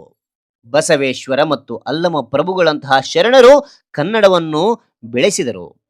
ಚಾಮರಸ ಮತ್ತು ಕುಮಾರವ್ಯಾಸರಂತಹ ಕವಿಗಳು ಕನ್ನಡ ಸಾಹಿತ್ಯವನ್ನು ಶ್ರೀಮಂತಗೊಳಿಸಿದರು. ಪುರಂದರದಾಸ ಮತ್ತು ಕನಕದಾಸರು ಸುಲಭ ಭಾಷೆಯಲ್ಲಿ ತಮ್ಮ ಭಾವನೆಗಳನ್ನು ವ್ಯಕ್ತಪಡಿಸಿದರು. ಇದರಿಂದ ಕನ್ನಡ ಭಾಷೆ ಸುಲಭ, ಸುಂದರ ಮತ್ತು ರುಚಿಕರವಾದ ಭಾಷೆಯಾಯಿತು. ಈ ರೀತಿಯಲ್ಲಿ ಕನ್ನಡ ಭಾಷೆ ಸಮೃದ್ಧವಾಗಿ ರೂಪುಗೊಂಡಿದೆ ಅಂತಕ್ಕಂಥದ್ದು ನೋಡ್ಬೋದು. ಓಕೆನಾ? ಇಲ್ಲಿ ನೋಡಿ ಮಕ್ಕಳೇ, ಈ ಅಂತಕ್ಕಂಥದ್ದಾಯ್ತು. ಇಲ್ಲಿ ಈ ಇದೆ, ಸಂದರ್ಭ ಸಹಿತ ಸ್ವಾರಸ್ಯವನ್ನು ವಿವರಿಸಿ. ಈ 4 ಸಂದರ್ಭಗಳು ನೋಡ್ತೋಣ. ಓಕೆನಾ, ಯಾವ ರೀತಿ ಬರೋಕ್ ನಾನು ತಿಳಿಸ್ತಾ ಹೋಗ್ತೇನೆ. ಇಲ್ಲಿ ನೋಡಿ ಮಕ್ಕಳೇ, ಈ ಅಂತಕ್ಕಂಥದ್ದು ಬರ್ದು ಸಂದರ್ಭ ಸಹಿತ ಸ್ವಾರಸ್ಯವನ್ನು ವಿವರಿಸಿ ಅಂತ ಬರೀರಿ. ಮೊದಲನೇ ಒಂದು ಸಂದರ್ಭ, ಸಂಸ್ಕೃತಿ ಇತಿಹಾಸ ಉಳಿಯಿತು. ಓಕೆ, ಉತ್ತರ ಮೊದಲ ಸಂದರ್ಭದಲ್ಲಿ ಆಯ್ಕೆ ಬರೀಬೇಕಾಗುತ್ತೆ. ಯಾವುದೇ ಸಂದರ್ಭ ಬರ್ರಿ, ಮೊದಲು ಆಯ್ಕೆ ಬರೀರಿ. ಓಕೆನಾ, ರೈಟ್. ಈ ವಾಕ್ಯವನ್ನು ಎಂ ಮರಿಯಪ್ಪ ಭಟ್ಟರು ಬರೆದಿರುವ ಕನ್ನಡ ಸಂಸ್ಕೃತಿ ಎಂಬ ಪ್ರಬಂಧ ಸಂಕಲನದಿಂದ ಆಯ್ದ ನಮ್ಮ ಭಾಷೆ ಎಂಬ ಪಾಠದಿಂದ ಆರಿಸಲಾಗಿದೆ ಅಂತಕ್ಕಂಥದ್ದು ಇಲ್ಲಿ ಆಯ್ಕೆಯಲ್ಲಿ ಬರೀಬೇಕಾಗುತ್ತೆ. ಬರ್ದ ನಂತರ ಏನ್ ಮಾಡ್ಬೇಕಿಲ್ಲಿ ಅಂದ್ರೆ ಸಂದರ್ಭ, ಮಾನವನು ಲಿಪಿಯನ್ನು ಕಂಡುಕೊಂಡ ನಂತರ ಲೆಕ್ಕ ಪತ್ರವನ್ನು ನೀಡಲು ಉಪಯುಕ್ತವಾದ ಸಾಹಿತ್ಯ ಕೃತಿಗಳನ್ನು ಬರೆದಿಡುವುದನ್ನು ಮಾನವ ಕಲಿತುಕೊಂಡ. ಆ ಲಿಪಿಯ ಮೂಲಕ ಪರಂಪರೆಯಿಂದ ಬಂದ ಎಷ್ಟೋ ವಿಷಯಗಳನ್ನು ಬರೆದಿಡಲು ಸಾಧ್ಯವಾಯಿತು. ಜ್ಞಾನ ಭಂಡಾರ ಭದ್ರವಾಯಿತು ಎಂದು ಹೇಳುವ ಸಂದರ್ಭದಲ್ಲಿ ಕವಿ ಸಂಸ್ಕೃತಿ ಇತಿಹಾಸ ಉಳಿಯಿತು ಎಂದು ಹೇಳಿದ್ದಾರೆ. ಓಕೆ, ಇಲ್ಲಿ ಸಂದರ್ಭ ಆಯ್ತು. ಇಲ್ಲಿ ಸ್ವಾರಸ್ಯ ಬರಿಬೇಕಾಗುತ್ತೆ. ಸ್ವಾರಸ್ಯ ನೋಡಿ, ಸಂಸ್ಕೃತಿ ಇತಿಹಾಸ ಉಳಿಯುವಲ್ಲಿ ಲಿಪಿ ಎಷ್ಟು ಮಹತ್ವಪೂರ್ಣವಾದುದು ಎಂಬುದನ್ನು ಲೇಖಕರು ವಿವರಿಸುವುದು ಅತ್ಯಂತ ಸ್ವಾರಸ್ಯಪೂರ್ಣವಾಗಿದೆ ಅಂತಕ್ಕಂಥದ್ದು ನಾವು ನೋಡಬಹುದು. Okay, right. ಅದಾದ ನಂತರ ಎರಡನೇ ಒಂದು ಸಂದರ್ಭ ಏನ್ ಕೊಟ್ಟಿದ್ದಾರೆ? ಎರಡನೇ ಸಂದರ್ಭ ನೋಡಿದರೆ, ಎರಡನೇ ಒಂದು ಸಂದರ್ಭ ನೋಡಿ, ತಕ್ಕುದೇ ಬೆರೆಸಲ್ಕೆ ಘೃತಮುಮಂ ತೈಲಮುಮಂ ಅಂತಕ್ಕಂಥದ್ದು. ಉತ್ತರ ಮೊದಲು ಆಯ್ಕೆ ಅಂತಕ್ಕಂಥದ್ದು, ಈ ವಾಕ್ಯವನ್ನು ಎಂ ಮರಿಯಪ್ಪ ಭಟ್ಟರು ಬರೆದಿರುವ ಕನ್ನಡ ಸಂಸ್ಕೃತಿ ಎಂಬ ಪ್ರಬಂಧ ಸಂಕಲನದಿಂದ ಆಯ್ದ ನಮ್ಮ ಭಾಷೆ ಎಂಬ ಪಾಠದಿಂದ ಆರಿಸಲಾಗಿದೆ ಅಂತಕ್ಕಂಥದ್ದು. ಇಲ್ಲಿ ನೋಡಿ ಸಂದರ್ಭ, ಕನ್ನಡಕ್ಕೆ ಬಹಳ ಪ್ರಾಚೀನ ಕಾಲದಿಂದಲೂ ಸಂಸ್ಕೃತ ಪೋಷಣೆ ದೊರೆಯುತ್ತಾ ಬಂದಿದೆ. ವೈದಿಕ ಹಾಗೂ ಜೈನ ಧಾರ್ಮಿಕ ತತ್ವಗಳನ್ನು ಕನ್ನಡದಲ್ಲಿ ವಿವರಿಸಬೇಕೆಂಬ ಅಭಿಲಾಷೆಯಿಂದ ಅನೇಕ ಪಂಡಿತರು ಉತ್ತಮ ಕಾವ್ಯಗಳನ್ನು ರಚಿಸಿದರು. ಆದರೆ ಅವರಲ್ಲಿ ಅನೇಕರು ಕನ್ನಡವನ್ನು ಸಂಸ್ಕೃತಮಯವನ್ನಾಗಿ ಮಾಡಿಬಿಟ್ಟರು. ಇಂಥ ಪರಿಸ್ಥಿತಿಯನ್ನು ಗಮನಿಸಿ ನಯಸೇನ ಕವಿ ಈ ಮೇಲ್ಕಂಡ ಮಾತನ್ನು ಹೇಳಿದ್ದಾರೆ ಅಂತಕ್ಕಂಥದ್ದು ನೋಡ್ಬೋದು. ಓಕೆ, ಸ್ವಾರಸ್ಯ, ಕನ್ನಡ ಮತ್ತು ಸಂಸ್ಕೃತದ ಆಸ್ವಾದ ಮಿಶ್ರಣದ ಬಗ್ಗೆ ಆಕ್ಷೇಪಿಸುತ್ತಾ ನಯಸೇನ ಕವಿ ಉದಾಹರಣೆ ಸಹಿತ ವಿವರಿಸುವುದು ಇಲ್ಲಿ ಅತ್ಯಂತ ಸ್ವಾರಸ್ಯಪೂರ್ಣವಾಗಿ ಮೂಡಿ ಬಂದಿದೆ ಅಂತಕ್ಕಂಥದ್ದು ನೋಡಬಹುದು. ಓಕೆ, ಮೂರನೇ ಸಂದರ್ಭ ನೋಡಿ, ಸಿಗುರು ತೆಗೆದ ಕಬ್ಬಿನಂತೆ ಉಷ್ಣ ಅಳಿದ ಹಾಲಿನಂತೆ ಅಂತಕ್ಕಂಥದ್ದು. ಉತ್ತರ ಇಲ್ಲಿ ಆಯ್ಕೆ ಅಂತಕ್ಕಂಥದ್ದು, ಈ ವಾಕ್ಯವನ್ನು ಎಂ ಮರಿಯಪ್ಪ ಭಟ್ಟರು ಬರೆದಿರುವ ಕನ್ನಡ ಸಂಸ್ಕೃತಿ ಎಂಬ ಪ್ರಬಂಧ ಸಂಕಲನದಿಂದ ಆಯ್ದ ನಮ್ಮ ಭಾಷೆ ಎಂಬ ಪಾಠದಿಂದ ಆರಿಸಲಾಗಿದೆ ಅಂತಕ್ಕಂಥದ್ದು. ಸಂದರ್ಭ ನೋಡಿದರೆ, ಅನೇಕ ಕವಿಗಳು ಕನ್ನಡ ಅಭಿವೃದ್ಧಿ ಹೊಂದಬೇಕಾದ್ರೆ ಕನ್ನಡ ಪದಗಳ ಬಳಕೆ ಹೆಚ್ಚಾಗಬೇಕೆಂದು ಸಾರಿದ್ದಾರೆ. ಶರಣರು, ಪುಂಗವರು, ದಾಸಶ್ರೇಷ್ಠರು ಸುಲಭ ಮಾರ್ಗವನ್ನೇ ತುಳಿದರು. ತಮ್ಮ ತಮ್ಮ ಅನುಭವ ಸಾರಗಳನ್ನು ಸುಲಭವೂ ಸುಂದರವೂ ಸಹಜವೂ ಆದ ಮಾತುಗಳಿಂದ ಹೃದಯ ಮುಟ್ಟುವಂತೆ ಅಭಿವ್ಯಕ್ತಪಡಿಸಿದರು. ಹೀಗೆ ಕನ್ನಡ ಭಾಷೆ ಹದಗೊಂಡಿತು ಎಂದು ಹೇಳುವ ಸಂದರ್ಭದಲ್ಲಿ ಕವಿ ಮಹಾಲಿಂಗರಂಗ ಸಿಗುರು ತೆಗೆದ ಕಬ್ಬಿನಂತೆ ಉಷ್ಣ ಅಳಿದ ಹಾಲಿನಂತೆ ಎಂದು ಹೇಳಿದ್ದಾರೆ ಅಂತಕ್ಕಂಥದ್ದು ನಾವು ನೋಡ್ಬೋದು. ಓಕೆ, ಅದಾಂತರ ಇಲ್ಲಿ ಸ್ವಾರಸ್ಯ ನೋಡಲಿ, ಕನ್ನಡ ಭಾಷೆ ಎಷ್ಟು ಸುಲಲಿತ ಎಂಬುದಕ್ಕೆ ಮಹಾಲಿಂಗರಂಗ ಕೊಟ್ಟ ಹೋಲಿಕೆ ಇಲ್ಲಿ ಅತ್ಯಂತ ಸ್ವಾರಸ್ಯಪೂರ್ಣವಾಗಿ ಮೂಡಿ ಬಂದಿದೆ ಅಂತಕ್ಕಂಥದ್ದು ಕಂಡು ಬರ್ತೇವೆ. ರೈಟ್. ಅದಾಂತರ ಕೊನೆಯ ಒಂದು ಸಂದರ್ಭ, ನಾಲ್ಕನೇ ಸಂದರ್ಭ ಇದೆ. ನಾಲ್ಕನೇ ಸಂದರ್ಭ ಏನ್ ಕೊಟ್ಟಿದ್ದಾರೆ ಅಂತ ನೋಡಿದರೆ, ಇಲ್ಲಿ ಒಬ್ಬ ತಾಯಿಯ ಗಾನದ ಶ್ರುತಿಯಂತೆ ಅಂತ ಸಂದರ್ಭಕ್ಕೆ ಇಲ್ಲಿ ಉತ್ತರ ನೋಡಿ, ಆಯ್ಕೆ, ಈ ವಾಕ್ಯವನ್ನು ಎಂ ಮರಿಯಪ್ಪ ಭಟ್ಟರು ಬರೆದಿರುವ ಕನ್ನಡ ಸಂಸ್ಕೃತಿ ಎಂಬ ಪ್ರಬಂಧ ಸಂಕಲನದಿಂದ ಆಯ್ದ ನಮ್ಮ ಭಾಷೆ ಎಂಬ ಪಾಠದಿಂದ ಆರಿಸಲಾಗಿದೆ ಅಂತಕ್ಕಂಥದ್ದು ನೋಡಬಹುದು. ಆ ಸಂದರ್ಭ, ಲೇಖಕರು ಭಾಷಾ ಸೌಹಾರ್ದತೆಯ ಬಗ್ಗೆ ತಿಳಿಸುತ್ತಾ ಸ್ವಭಾಷೆಯನ್ನು ಪ್ರೀತಿಸಬೇಕು, ಗೌರವಿಸಬೇಕು, ಬೆಳೆಸಬೇಕು ಎಂದರೆ ಅನ್ಯ ಭಾಷೆಗಳನ್ನು ತಿರಸ್ಕರಿಸಬೇಕು ಎಂದು ಅರ್ಥವಲ್ಲ. ಭಾಷೆಗಳಲ್ಲಿ ಮೇಲು ಕೀಳುಗಳಿರುವುದಿಲ್ಲ, ಮೇಲು ಕೀಳೆಂಬುದಿಲ್ಲ. 4 ಜನ ಮಾತನಾಡುತ್ತಿದ್ದ ಭಾಷೆಗೂ 40 ಲಕ್ಷ ಜನ ಮಾತನಾಡುತ್ತಿದ್ದ ಭಾಷೆಗೂ ಸತ್ಯ ಹಾಗೂ ಸತ್ಯ ದೃಷ್ಟಿಯಿಂದ ಅಂತರವೇ ಇಲ್ಲ. ಎಲ್ಲಾ ಭಾಷೆಗಳು ಅಷ್ಟೇ. ಒಬ್ಬ ತಾಯಿಯ ಗಾನದ ಶ್ರುತಿಯಂತೆ ಎಲ್ಲಕ್ಕೂ ಅಷ್ಟೇ ಸ್ಥಾನವಿದೆ ಎಂದು ಹೀಗೆ ಹೇಳಿದ್ದಾರೆ ಅಂತಕ್ಕಂಥದ್ದು ಇಲ್ಲಿ ನೋಡ್ಬೋದು. ಕೊನೆಗೆ ನೋಡ್ತೀವಿ ನಾವು ಸ್ವಾರಸ್ಯ ಅಂತಕ್ಕಂಥದ್ದು ನೋಡ್ತೇವೆ. ಭಾಷೆಯ ಬಗ್ಗೆ ಅಂಧಾಭಿಮಾನ, ದುರಾಭಿಮಾನ ಬೆಳೆಸಿಕೊಳ್ಳದೆ ಎಲ್ಲಾ ಭಾಷೆಗಳನ್ನು ಗೌರವಿಸಿ ಪ್ರೀತಿಸಿ ಅಭಿವೃದ್ಧಿಗೊಳಿಸಿದರೆ ದೇಶದ ಸಂಸ್ಕೃತಿ ಮುಂದುವರಿಯುತ್ತದೆ ಎಂಬುದು ಇಲ್ಲಿ ಸ್ವಾರಸ್ಯವಾಗಿದೆ ಅಂತಕ್ಕಂಥದ್ದು ನೋಡಬಹುದು. ಓಕೆನಾ ಮಕ್ಕಳೇ? ಇಲ್ಲಿ ನೋಡಿ ಮಕ್ಕಳೇ, ಇಲ್ಲಿ ಸಂದರ್ಭ ಸಹಿತ ಸ್ವಾರಸ್ಯ ವಿವರಿಸಿ ಅಂತಕ್ಕಂಥದ್ದು ಆಯ್ತಲ್ಲ. ಅದ ನಂತರ ಇಲ್ಲಿ ನೋಟ್ಸ್ ನಲ್ಲಿ ಬರಿತಾ ಹೋಗಿ ಬಿಟ್ಟಿರುವ ಸ್ಥಳಗಳನ್ನು ಸೂಕ್ತ ಪದಗಳಿಂದ ತುಂಬಿ ಅಂತಕ್ಕಂಥದ್ದು ಬರ ನಂತರ ಮೊದಲನೇ ಒಂದು ಇದು ಬಿಟ್ಟ ಸ್ಥಳ, ಭಾಷೆ ಇದ್ದು ಅದರ ಡ್ಯಾಶ್ ಕುಡಿದು ಅರಗಿಸಿಕೊಳ್ಳದ ವ್ಯಕ್ತಿ ಜಂತುವೇ ಸರಿ ಅಂತಂದ್ರಿಗಿನ ಅದಕ್ಕೆ ಉತ್ತರ ಏನಾಗಿತ್ತು ಇಲ್ಲಿ, ಪಿಯೂಷ ಅಂದ್ರಿಗಿನ ಇದು ಅಮೃತ ಅಂತೇಳಿ. ಓಕೆನಾ, ಯಾವ್ದು ಬರೆದ್ರು ರೈಟ್ ಮಕ್ಕಳೇ. ಓಕೆನಾ, ರೈಟ್. ಅದಾದ ನಂತರ ಎರಡನೇ ಬಿಟ್ಟ ಸ್ಥಳ ನೋಡಿ, ಕನ್ನಡಕ್ಕೆ ಬಹಳ ಪ್ರಾಚೀನ ಕಾಲದಿಂದಲೂ ಡ್ಯಾಶ್ ಪೋಷಣೆ ದೊರೆಯುತ್ತಾ ಬಂದಿದೆ. ಯಾವ್ದು ಪೋಷಣೆ ದೊರೆಯುತ್ತಾ ಬಂದಿದೆ ಅಂದ್ರಿಗಿನ ಸಂಸ್ಕೃತ. ಯಾವಾಗ ನೀವು ಪಾಠವನ್ನ ಚೆನ್ನಾಗಿ ಕೇಳ್ತೀರ ಅಂದ್ರಿಗಿನ ಬಿಟ್ಟ ಸ್ಥಳಗಳಾಗ್ಲಿ ಆಟೋಮೆಟಿಕ್ ಅವೇ ಬರ್ತವೆ. ಸಂಸ್ಕೃತದ ಪೋಷಣೆ ದೊರೆಯುತ್ತಾ ಬಂದಿದೆ ಅಂತಕ್ಕಂಥದ್ದು. ಆ ನಂತರ ಮೂರನೇ ಒಂದು ಬಿಟ್ಟ ಸ್ಥಳ, ಕನ್ನಡ ಡ್ಯಾಶ್ ಭಾಷಾ ವರ್ಗಕ್ಕೆ ಸೇರಿದೆ. ಯಾವ ವರ್ಗಕ್ಕೆ ಸೇರಿದೆ ಅಂದ್ರಿಗಿನ ದ್ರಾವಿಡ. ಓಕೆನಾ. ಆ ನಂತರ ನಾಲ್ಕನೇ ಒಂದು ಬಿಟ್ಟ ಸ್ಥಳ, ಇಂಗ್ಲಿಷ್ ಭಾಷೆಗಳು ಡ್ಯಾಶ್ ಉಡುಪುಗಳನ್ನು ಧರಿಸಿ ಒಳಗೆ ಬಂದು ಬಿಟ್ಟಿವೆ. ಯಾವ ಒಂದು ಅಂದ್ರಿಗಿನ ಕನ್ನಡದ ಉಡುಪನ್ನು ಧರಿಸಿ ಒಳಗೆ ಬಂದು ಬಿಟ್ಟಿವೆ ಅಂತಕ್ಕಂಥದ್ದು. ಐದನೇ ಒಂದು ಬಿಟ್ಟ ಸ್ಥಳ, ನಮ್ಮ ಭಾಷೆ ಗದ್ಯ ಭಾಗದ ಆಕಾರ ಗ್ರಂಥ ಡ್ಯಾಶ್. ಯಾವಾಗ ನಾವು ಸಂದರ್ಭದಲ್ಲಿ ಹೇಳ್ತಾ ಬಂದಿದ್ವಿ, ಯಾವ್ದ್ರಿಗಿನ ಕನ್ನಡ ಸಂಸ್ಕೃತಿ. ಇದು ಕವಿ ಪರಿಚಯದಲ್ಲೂ ಕೂಡ ನಾವು ಹೇಳಿದ್ವಿ, ಹೌದಾ, ಸಂಸ್ಕೃತಿ ಅಂತಕ್ಕಂಥದ್ದು. ಓಕೆ, ಇದೊಂದು ಪ್ರಬಂಧ ಸಂಕಲನ ಇದು. Okay, right. ಮುಂದಿನ ನೋಡ್ತೋಣ. ಬಿಟ್ಟ ಸ್ಥಳ ಆದ ನಂತರ ಇಲ್ಲಿ ಮಕ್ಕಳೇ ಅಂತಕ್ಕಂಥ ಬರೆದು ಹೊಂದಿಸಿ ಬರೀರಿ ಅಂತ ಬರೀರಿ. ಇಲ್ಲಿ ಆ ಪಟ್ಟಿ ಇಲ್ಲ, ಇಲ್ಲಿ ಆ ಪಟ್ಟಿ ಇದೆ.